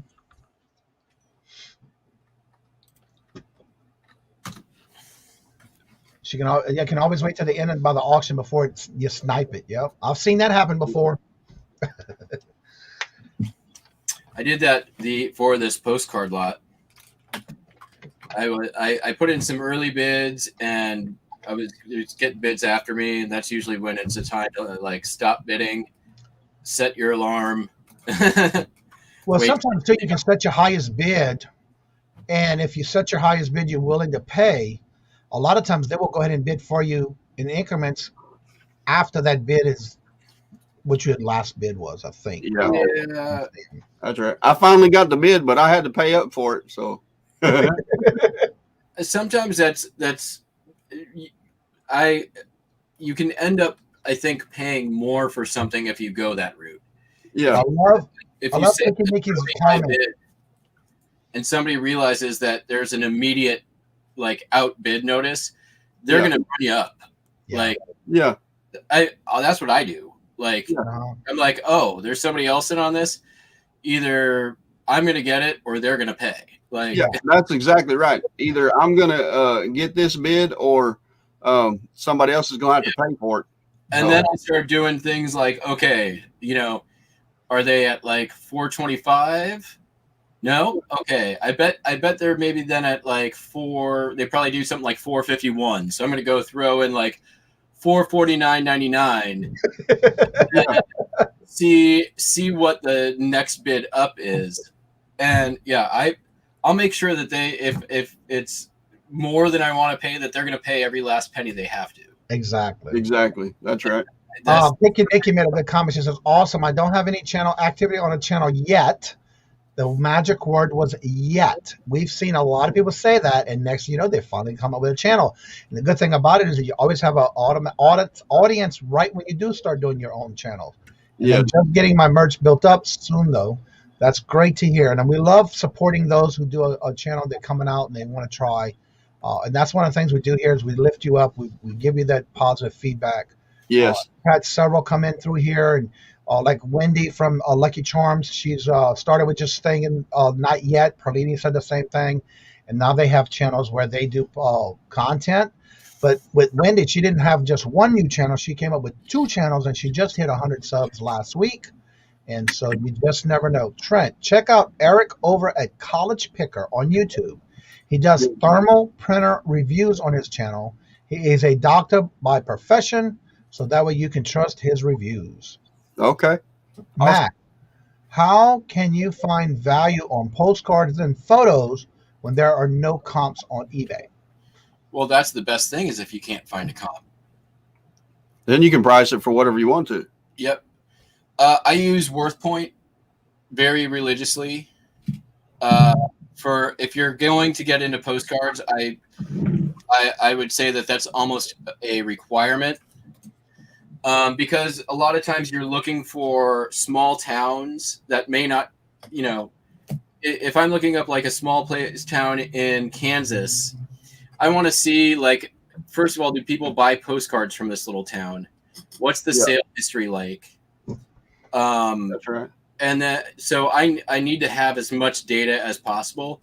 I don't need to match the specific card, but I want to be able to like match locations or publishers, or sometimes maybe the postmark. Like, sometimes the postmark on a card, if it's from like a mining town that no longer exists, can be worth way more than the card itself.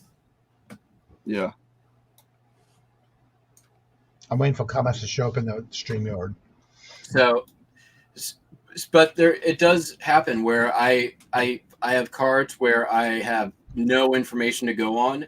So then I just usually will do like, if I think it's cool, like $100, $150 make offer. Yeah. And I have definitely had like some sales that have blown my mind with that methodology. Well, let me ask you this: how do you set your price though? If you can't find something, how do you set your price on what you want to sell it for? Like, it depends on the content and how much appeal I think it has. Mm-hmm. Like, if it's just a mundane sort of card, but from a unusual place, I'll usually do like $54.95 make offer. If it's like a real photo postcard where I'm not able to identify very much going on in there, I'll probably do like $14.95 free make offer. And then anytime I have make offer, I charge for shipping. Oh, okay. If I do a set price, no make offer, I'll usually include shipping.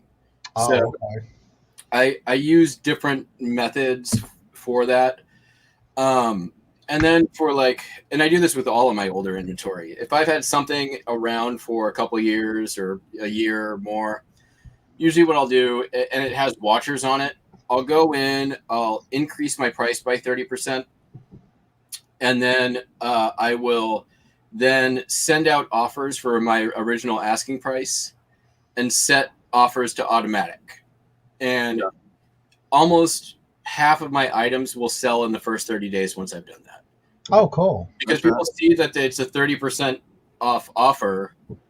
Nobody remembers what you originally asked. So, yeah. That's right. I didn't know that. And they can see it, by the way. Like, that information is available. You can go into a listing and see every price adjustment that's ever happened. So, so you're not doing anything shady when the is available to your customer. Right. Absolutely. All right, there's Cali Reseller. He's also the one that we were talking about earlier where he does the Mindful Mondays with Louis, the Lone Star Picker. So definitely check out their channels every Monday. They always have a different guest every Monday. Mindful Mondays. Yeah, that's right. All right, everyone. It's getting time for me to get to work. This is a fabulous time for me to say I always enjoy the morning show. And I know sometimes the time gets too away from us. We've already been live for over 3 hours. And again, it's because of your comments and your reactions and inter-reactions in the chat that keeps us going this long. But I do have to get some work done, and I do need to get to work on things that I want to get done for the day. So thank y'all so much for coming in and sharing your thoughts and your ideas and questions. That's how everybody learns from each other in the chat in the morning. Again, do me a favor. It is free. So make sure you subscribe to the channel so you don't miss anything. Hit that like button with the thumbs up, but also make sure you hit the notifications that you get all notifications, because on Monday nights at 5 o'clock p.m. Eastern, we have live bingo. It's bingo fun night, free to play. You win prizes. Every Wednesday, I do have the the Hump Day auction every Wednesday at 3 o'clock p.m. Eastern. Then every other Saturday is the Royal auction with myself and Queen Cleopatra. On Wednesdays, it's myself, Susanna's Chronicle, and friends. So each week we do have a majority of those that are always with us. And then, of course, every Monday through Friday, we have the morning show at 9 a.m. Eastern as well. Yep. So that way you don't miss anything. Make sure you do hit those notifications so you don't miss anything. And we'll go around the room, and then anybody who has anything, we'll start with you, Matt, as a guest on the channel this morning. Anything you have coming up that you want to let everybody know about? Yeah, keep an eye out. I'll be doing that little series of shorts on my road trip here out to Reseller road trip to Idaho. And I do just want to say thank you so much for having me on the channel. It's been a lot of fun and great to be able to talk to you guys directly.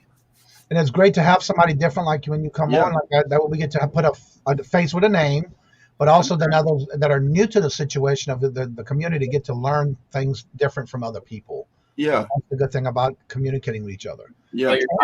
Definite is different is definitely a good euphemism for me. Well, don't go anywhere. We're gonna make our run, and we're gonna talk in the back green room in a little bit too. Trent, you have anything going on this week? Yeah, we're going to be doing some thrifting, and I'm going to get some videos up for you guys. I'm looking forward to getting some more videos. It's been a while since I've done some videos on the Thrifty Pickerz channel. But with my cousin coming, hopefully I can get some of her in the video, and we're going to have a lot of fun. We've got so much stuff to get done this week. It's going to be a great week. We've got all of the listings to do. We've got the videos coming up. Every Sunday at 4 p.m. Central Standard Time, I go live. And we talk about whatever it is you guys want to talk about. We talk mainly about reselling, but whatever. So, yeah, guys, I really appreciate you. It's been a lot of fun. And today has been a really good day so far. And I'm just looking forward to what today brings. Because, like I said, we're going to have a lot of fun. And I'm going to get some footage for you guys. I've really enjoyed Matt being on the channel today. He's brought some quirky personality. So yeah, it's now on your show on Sundays. Is that at Eastern or Central? That's 4 p.m. Central. Okay, so it's 5 p.m. Eastern. Okay, 5 p.m. Eastern. Thank you, Picky Nicky. That's one thing about the morning show. We never know who's going to come in and ask questions, and we feed off the chat of those in the chat. We try to start it with some type of topic, but 9 times out of 10, we feed off the chat of those in the chat with us for that morning show, and you just never know what topic we're going to cover. It all depends on what everybody's asking in the chat, and again, that's how we do this and feed off of everyone in the chat. And everyone is always welcome, and anyone who wants to come on is always welcome during the show. That's why I have the link at the top, and usually I start that about 10 to 15 minutes after we start the morning show. And so everyone is always welcome. Even if you're not in the selling community and you're thinking about getting in, that's what this channel is about, helping you decide what is best for you. Remembering that I may do something different than Trent does, and Trent and I both do something that Matt does. But again, as you coming into this as a new person, you could take a little bit from each one of us and everyone who comes in the show. And that helps you put it into your business of how you want to run your way on your side. Larry M, hello, and welcome. Swamp Picker, good luck. Have a good day, and don't work too hard, everyone. And again, thank you each and every one of y'all for coming in and joining your mornings with us and spending your time with us. And as I always say before in each and every show, love always, love is always free. Please be kind to one another until we meet into another chat. Have a fabulous and blessed day. Yeah. Later.